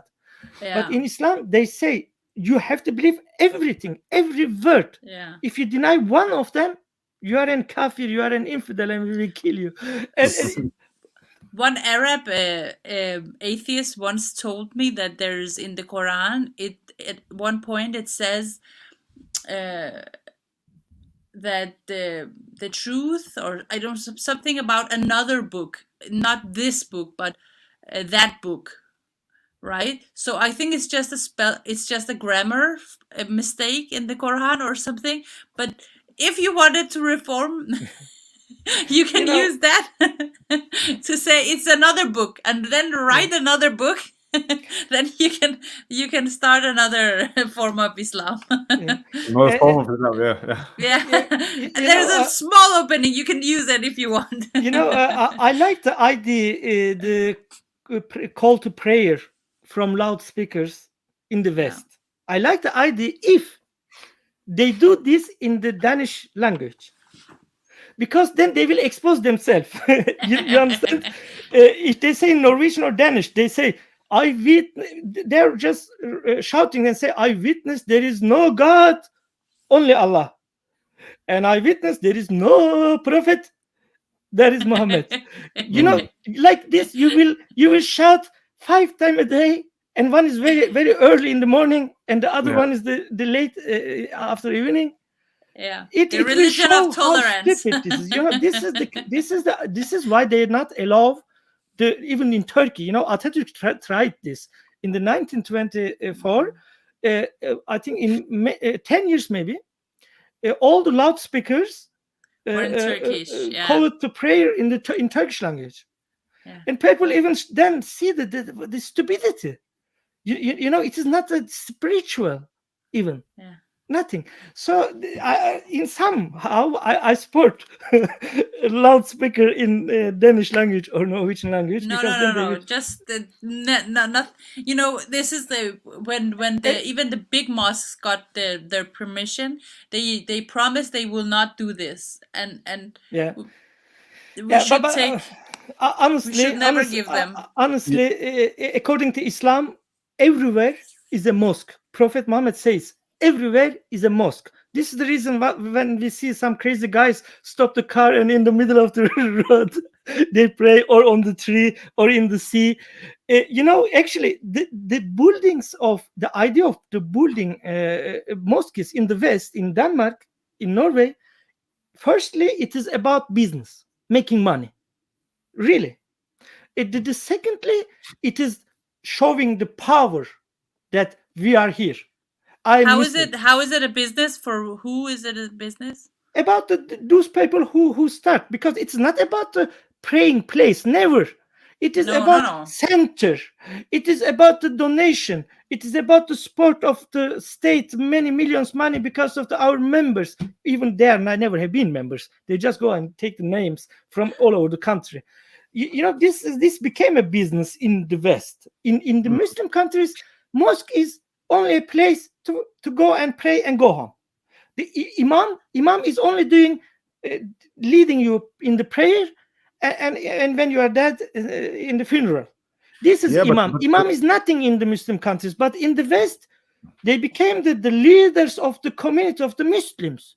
Like politicians adore them. They look them like they are the leaders. They are the spokesperson for the community. What the heck? This people is brain dead. The problem with mosque in Denmark, I see it as you're absolutely right about the business, because that's what they do in the West, because they've seen that they can get a lot of money when they call it like a culture center or whatever they call it. They get a lot of money of that. They've been doing that for years in Denmark. And the tax system, they can use the tax system. Exactly. They don't even have to pay for the building, like it's a big business, actually. Yeah, it is. And without that, they probably wouldn't be able to keep doing it unless they get donations from Saudi Arabia or Iran or but Qatar. They do get. And I think I'm almost positive, without having any evidence, I'm still almost positive that the mosque in Bornholm, They have already gathered more than 1 million kroners. I do not believe it's Danish Muslims who are paying. Even though they're saying it is, it's not. I cannot imagine that it is. It's money from outside of the country. Yeah, it's hard to say. Yeah, but it's a guess. I'm just saying it's a guess, but I think it's a good guess that it's not. If you let's look at it. Then give us who gave you the money. Give us the names of the people who gave you the money. They will not do it. Before they have to present it to the public. But what I wanted to say about the mosque, I also see it as a problem in this whole negative social control talk, because when there is a mosque in the area, I remember it was like there was an expectation that you have to go there. Your parents expected it, your friends expected it, and if you didn't go, it was like. You're not one of the good guys. You're not one of look at them. They became a Danish kafir. Yes, exactly. And so there's some expectation and some pressure that you have to go there and show that you are one of the group. Before I talk, somebody is asking. Yes, somebody asking how can we donate to ex-Muslims of Denmark? You can go to our website, frafalden.dk. I will put it there. Yes. Yeah. And there's mobile pay and links and stuff, and you can become a member too. Go. Thank you. But somebody was also asking about Amina Sadar, right? Yes, I will find. I just want to say, I believe one of the solution as an atheist. Some atheists, of course, don't like when I say like this thing, but who cares? Because many atheists even supporting Islam. It's crazy. But I believe in a secular country, state have to stop paying any money to religions institution. Only I support the Christian church, the state church. I mean. The Church of Norway, for example, they have to get money because of it's about restoration. It's about their culture. It is in the thousands of years of culture, in the bad and good. But it's whatever. This is a culture of the country, and we are coming here and we say that my religion will be the equal to do your religion, but my religion more crazy than you, and what I will do later, I don't know. Well, I totally agree with you, and I keep saying I'm an atheist too, and no foreign sport too. Yeah. But even as an atheist, I rather live in a country that is even run by Christians than I want to live in a country run by Muslims. I have to say that even as an atheist, because I don't see the same problems with Christianity. I agree. Today's Christianity, but I don't believe you should live in the 1400s. I prefer today's Christianity, of course. Yes. And Christianity also, we have minor problems with some of the Christian. Schools there's problems. There's problems everywhere, but I'm it's talking not about the comparable. power.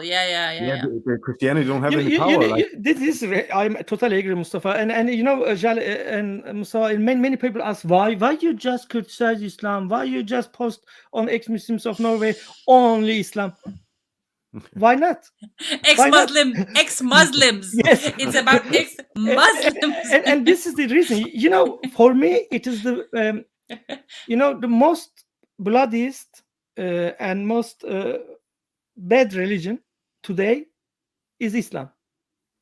In the 14th century, Spinoza said exactly that to Christianity. The most bloody and bad religion infected the world like disease. And I say to the Islam today, because I mean that.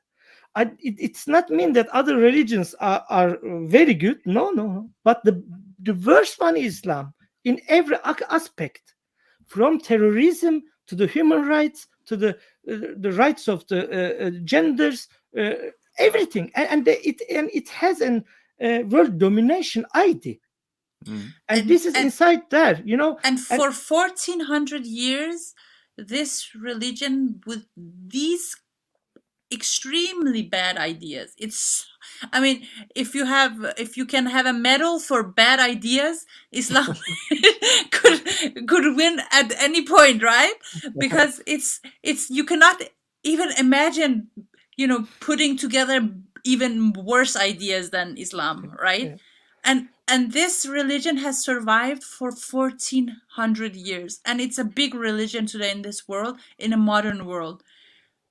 And it shows you how, a lot of Muslims who don't believe in the theology of Islam, who cannot support the theology, but because they're quiet, they support it indirectly, right? Their ideas is not going to survive.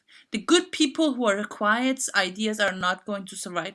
The bad people who are shouting, the small fringe Islamists who are shouting and, mobilizing and getting, recruiting people, those people's ideas is going to survive. So, I mean, people, you have to understand, you cannot just wish this problem away. You have to talk about it. You have to there is a war of ideas, and we have to win it.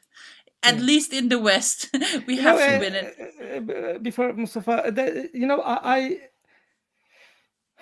I think like I will stop calling myself ex-Muslim activist or anything, because I'm not a Muslim anymore. I will be finished with Islam, with everything. But I still call myself Islam ex-Muslim, because just to point out what is the problem. There is a problem to be an ex-Muslim in the world.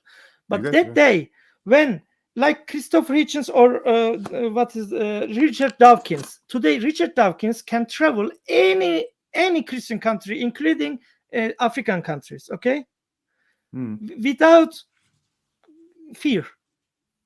Yeah. But that day, like who we can say, Salman Rushdie or Ayaan Hirsi Ali, like well-known critics of Islam or apostates, when I can travel any Muslim country without fear, I will stop calling myself ex-Muslim.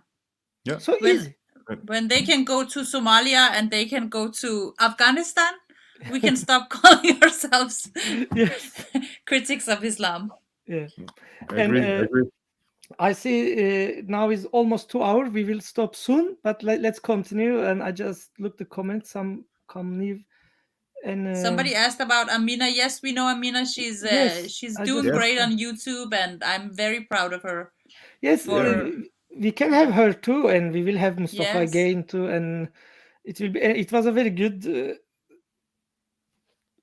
dialogue, I will call, or three Islamophobes meets and talk very bad about Islam. Oh my God, I hope that Western countries will change their the way they are treating Islam like a baby, like a very victim. They have to stop with that, or they are not helping Muslims. Like almost I can think that they are so evil, Western people, many of them, that they want Muslims be Muslim in all their life.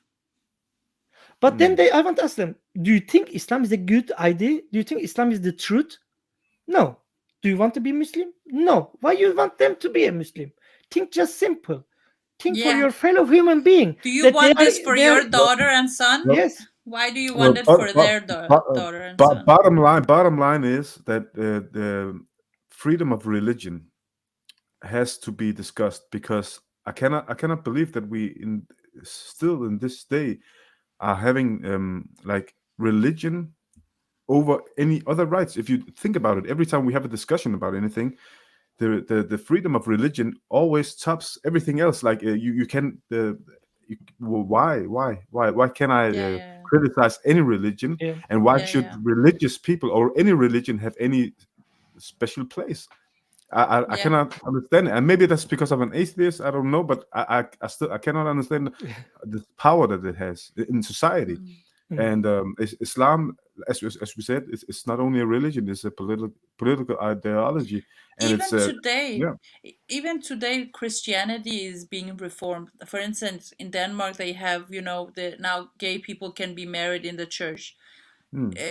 So while you have these standards for your own religion, why do you have such low standards for Muslims? Yeah. This is racism. Mm. This cannot be anything else. This is your looking down on people. This is racism. You don't think that they deserve that Muslim gay people deserve to be married in a mosque? So you think it's okay for them to be shamed all their life and not being able to be accepted by their parents and being in a closet all their life? This is what you think. This is reality. This is the reality of your actions and your thoughts. What is this guy asking? Ex-Muslims are No, controlled. he's actually he's on our side, but when he writes sometimes people think that what is he talking about, but actually he's pointing out, Muslims Muslims are insulting Jewish and Christians and non-believers 17 times It's or more satire, I every think. day Yeah. because of alright. in their prayer. Actually, Yeah. this is true, and Yeah. and we are talking about hate speech in the West. Which hate Yeah. speech we are talking about? Hate speech is there, and I got a good one. Just yesterday, I was discussing with this guy on Facebook. I wrote a comment on this politician's Facebook page. This Yeah. Sikandar Speak. I just wrote, as an ex-Muslim, I don't really think Ramadan is nice. I think it's the worst month I ever remember. That's the only thing that I wrote, right? And a lot of Muslims came on the comment and started talking like they do. And one guy just said it like it was, and he said, "Why do you have the need to hate on Muslims? Why do you?" Why?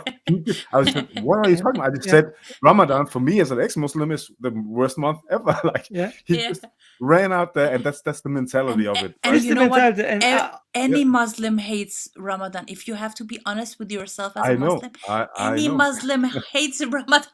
Yeah, but I understand you very well, and I have a long time ago I stopped even answering people to say, hey, can't you see that Islam and Muslims is two different things? Ramadan and Muslims are two different things. One of them is human being, and other is one idea, one very stupid idea, actually from pagan, from pre-Islamic. I think it's a progress every time you say something like this, Mustafa, and every one of us. I think it's a progress. Although I even meet the comment that I should change my name because my name is Mustafa, right? One of the Prophet's names, and a lot of Muslims have a big problem with that, and I actually like that. I actually like that because I know that it hurts them when they insult me because I have my name, and it's like I'm the Prophet actually. So I actually enjoy it. Everything in Islam, he said, one Coptic say Islamophobe is a joke. I agree, but also everything is in Islam is a joke. I promise I can prove that. Whatever you say about Islam, I will prove that. Like you said, the name of Prophet also Mustafa, right? Yeah, that's what they say. That's what yeah. Muhammad name was never Muhammad even. Today we are saying Muhammad, Mustafa, Ahmed, Mehmet. Everything's Prophet's name. Prophet's name was not even that. No one of them.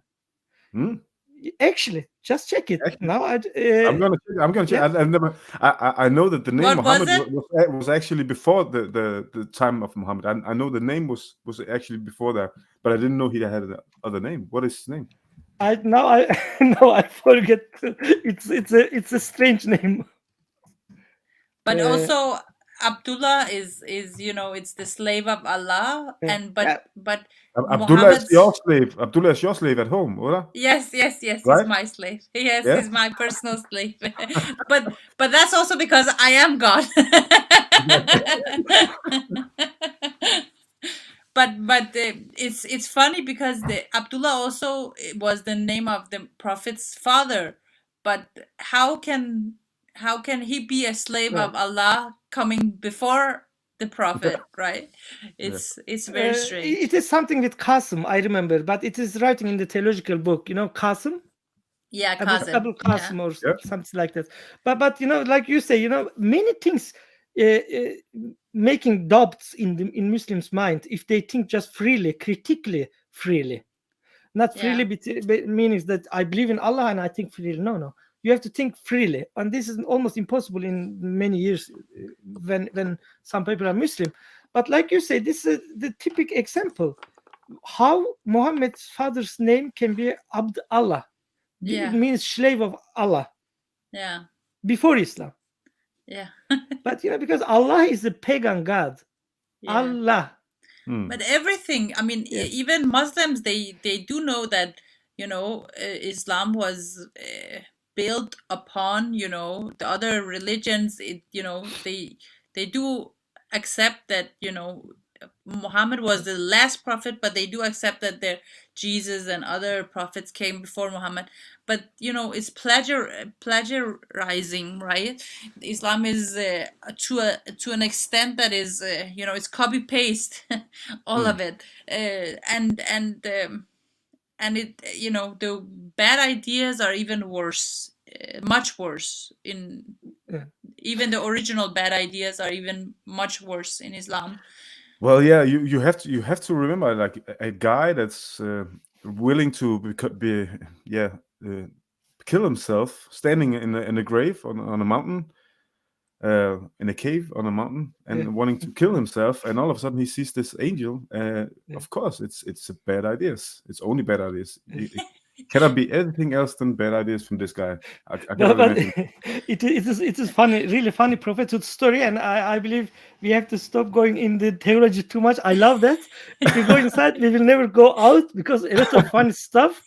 And one said, Isaac says again, I know it is Surah Fatiha, because in Fatiha, it's cursing Jewish, and actually, like, don't be like the bad ones.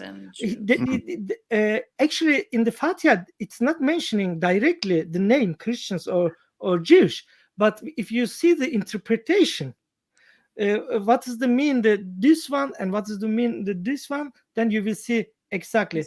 The Christians and Jews. He go so astray is the Christian ones, and then if we just look to what's writing there, it is namely actually Christian and Jewish. This is true. Just the last comments I will look. I think we all want the truth and the good to win and evil, and the falsehood to lose, right? And we believe in karma, and we want everything to be okay at the end. But just look at the state that Europe is in. Nothing is just going to work out great if you don't, you have war, you have people with bad ideas, you have Putin with the bad ideas, you have Islamists, Iran, Saudi, ISIS, Taliban with the bad ideas. If you don't stop those people, then you will have wars, you will have bad actions. I love, just because this remind me when these comments remind me a little bit about what Mustafa said earlier today. He said that when he have been invited to debate with Muslims come with a lot of conditions, like but this is the true one. Like, often when you will debate with some Muslims, you have to first debate to how you will have a debate. Right? It is agree to disagree, disagree to agree. Yes, Allah was a pagan god of creation. Yes, one of the pagan gods. Yes, Allah. Actually, moon god. The other one is and it's a long story. Where do you see the ex-Muslim movement in 10 years? Cecil is saying we are very brave. It is growing like tsunami, yes. I will say. Yeah. Because when you think, when ex-Muslim, the name ex-Muslim mentioned first time, it is 2000, 19, something in 19, by Ali Sina. The first ex-Muslim page opened, the name is faithfreedom.org. It is still existing. Even people, I advise strongly, you can search faithfreedom.org. it's best to go to the old one if you can open on the browser. A lot of discussions with a lot of Muslims by Ali Sina. Ali Sina is one Iranian guy.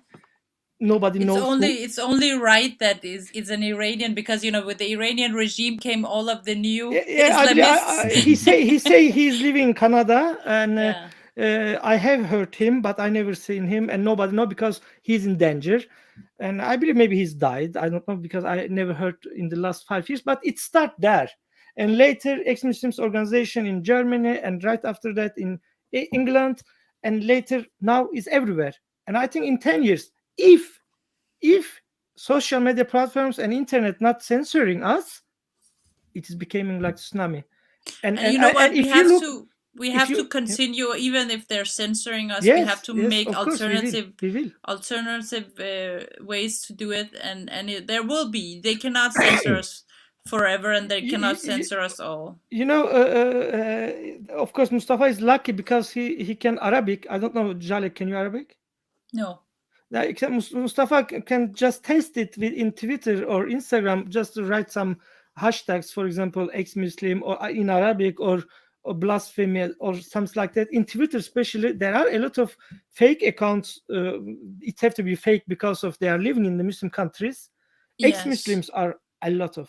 I really, For instance, in the Arabic Hamid countries Abdel Samad has a huge following in Arabic. He has a lot of anti-Islam shows in Arabic. Yeah, what I find interesting about this whole ex-Muslim movement is that I've noticed that we have some in our organization in Denmark. We have some of the refugees from Syria that are also ex-Muslims, and they all knew, like you mentioned, Hamid. They know him and they love him. Like they know all this, and they came to Denmark with this open mind. And the first thing they met was like, yeah, actually, some guys asking why does your wife not have has a hijab, and some leftists are saying, well, you are Muslim, right? And like this whole bullshit, and they come to Denmark and they say like this is closed country, it's worse than what they came from, actually. Yeah. And then that's actually kind of interesting. Very interesting, because like a young guy, very young guy, he was 19 years old. He managed to escape from Saudi Arabia. He's a Saudi boy. It's not from like Palestinian boy living in Saudi Arabia or something like that, but it's Saudi. And he get asylum and he get passport in a very short time because of everything he come with him was the real ones. But how he contacts me when he was in asylum center in his first month, he sent me some pictures and just write it there. I cannot believe I escaped from Saudi Arabia. Yeah. Look at in the pictures, there is sitting a priest and an imam. They are talking about dialogue, and they are talking about in the refugee center. Yeah. He said, I cannot believe. Now I have to sit here and like act like I'm a Muslim. What's going on? It's insane, yeah. And the same when another Syrian. But I actually hope that in 10 years that the ex-Muslim movement is no longer there, because the movement is no longer there when like you said earlier, when we don't have to fear going to Pakistan or whatever.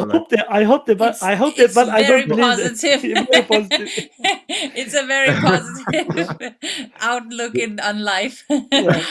Because, but the truth is that even us who have passion for this subject, right? We want to talk about this subject. We don't burn for this subject as much as the Islamists burn for their Allah, right? For their cause. So of course they're more active in recruiting, and so people need to understand this. We need to come together. We need to talk about this, and we need to make the right decisions. We need to talk about this on all levels, in the schools, in the newspapers, in politics, and we need to stop fearing. And we need to keep and we need to keep the focus, because I see like how the Muslim organizations, they confuse a lot, and they use all tricks that they can use, and they intimidate people, and they use a lot of Exactly. these tricks, and people lose focus, and they start to disbelieve in themselves. Like they start to think, am I actually Islamophobe? Racist. Am I Yeah, actually yeah, yeah, am I yeah, actually, like, they start to doubt themselves, and yeah, that's a big issue. We need to stay focused. Yeah, exactly. yeah, exactly. I Yeah. agree. And the guy asked me about this one.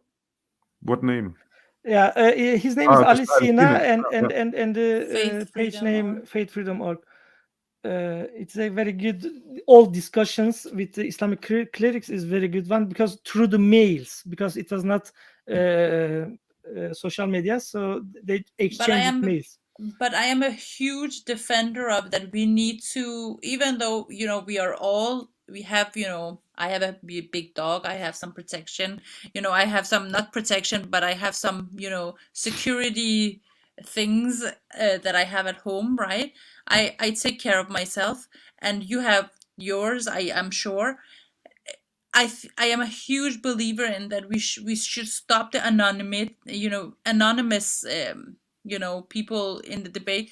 When you're in the West, you don't have any reason. I mean, of course, you have a reason. You have to be careful, but if as long as we are doing it kind of in disguise, it's not it's not working as good. It's not as effective as. So I'm very glad that people are coming out coming out of the closet, right? and Yeah. and Yeah, the more public voices that we have, the better. yeah, Yeah, I Yeah. totally agree. And in lastly, a way we are gay. before I forget, I have to mention, even it took time for me to mention Alicina in the Norwegian debate.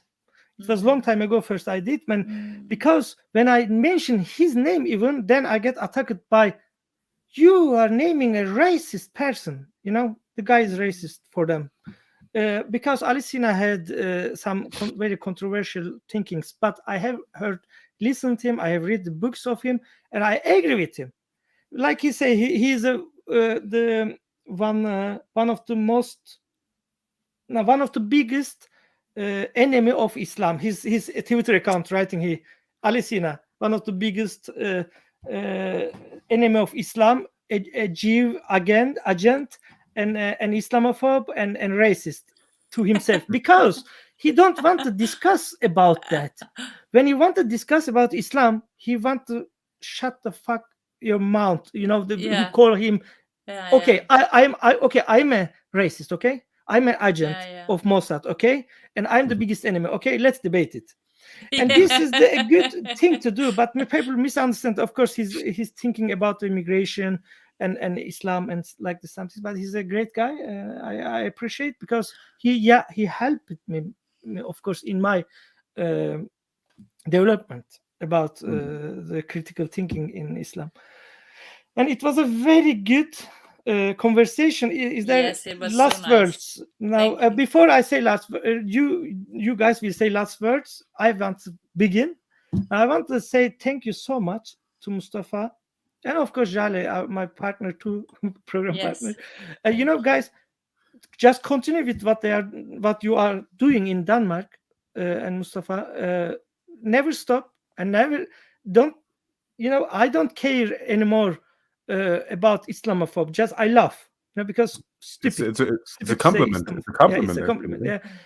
Yeah. And speak your mind, and you are doing a great job, both of you. Thank you. Yes. Thank you. And the And you last word. Yes, thank you, all of you. We are badasses. Is there No, any? and thank you too, Cemal, for your work that you're doing. I appreciate it, and for you, Jaleh, I love the concept of this program that you're doing right now. I think it's very important to talk. Let's talk, right? Let's talk about it. I think it's very important. So, anything I can do to help, I'll do it. Just let me know. You are all the time welcome, and if you find some let's talk about it the subject, just say it and come. Yes, exactly. No problem. Yes. Yeah. And I want to thank you to everyone, and happy Easter, not religiously but the holiday.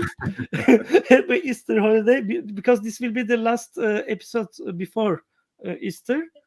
And in the Okay. summer we have some plans. Jaleh, do you want to say Yes, something about? exactly. We are, if you are in Denmark, of course you have to come to Folkemødet.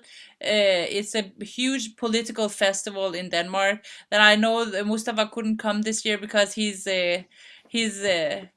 I'm has busy holding babies and stuff. yeah, exactly. You're busy with your family, and of course that is understandable. Yes, we are 4 organizations. One, I have made not an organization, but also Mustafa, I know you are also a part of it. I just wanted to have an Islam critical, network. Called Islam Kritisk Dialogkaffe, because we have a woman in Denmark who has something similar, but she says she wants dialogue, but she never invites you or me or people who are critical of Islam, and she's a Muslim herself. So I wanted to tease her and that concept a little bit, and then there are the free speech organization Trykkefrihedsselskabet and Dansk Ligestilling ved Karen West, and Manderådet, which is an organization for equality for men. We have gone together and paid for a tent, and come and support us. And we are going to have many provocative discussions there, and we hope to, because it's a very political, it's a huge political festival, and I love it, and I have been there many times, but it's very politically correct.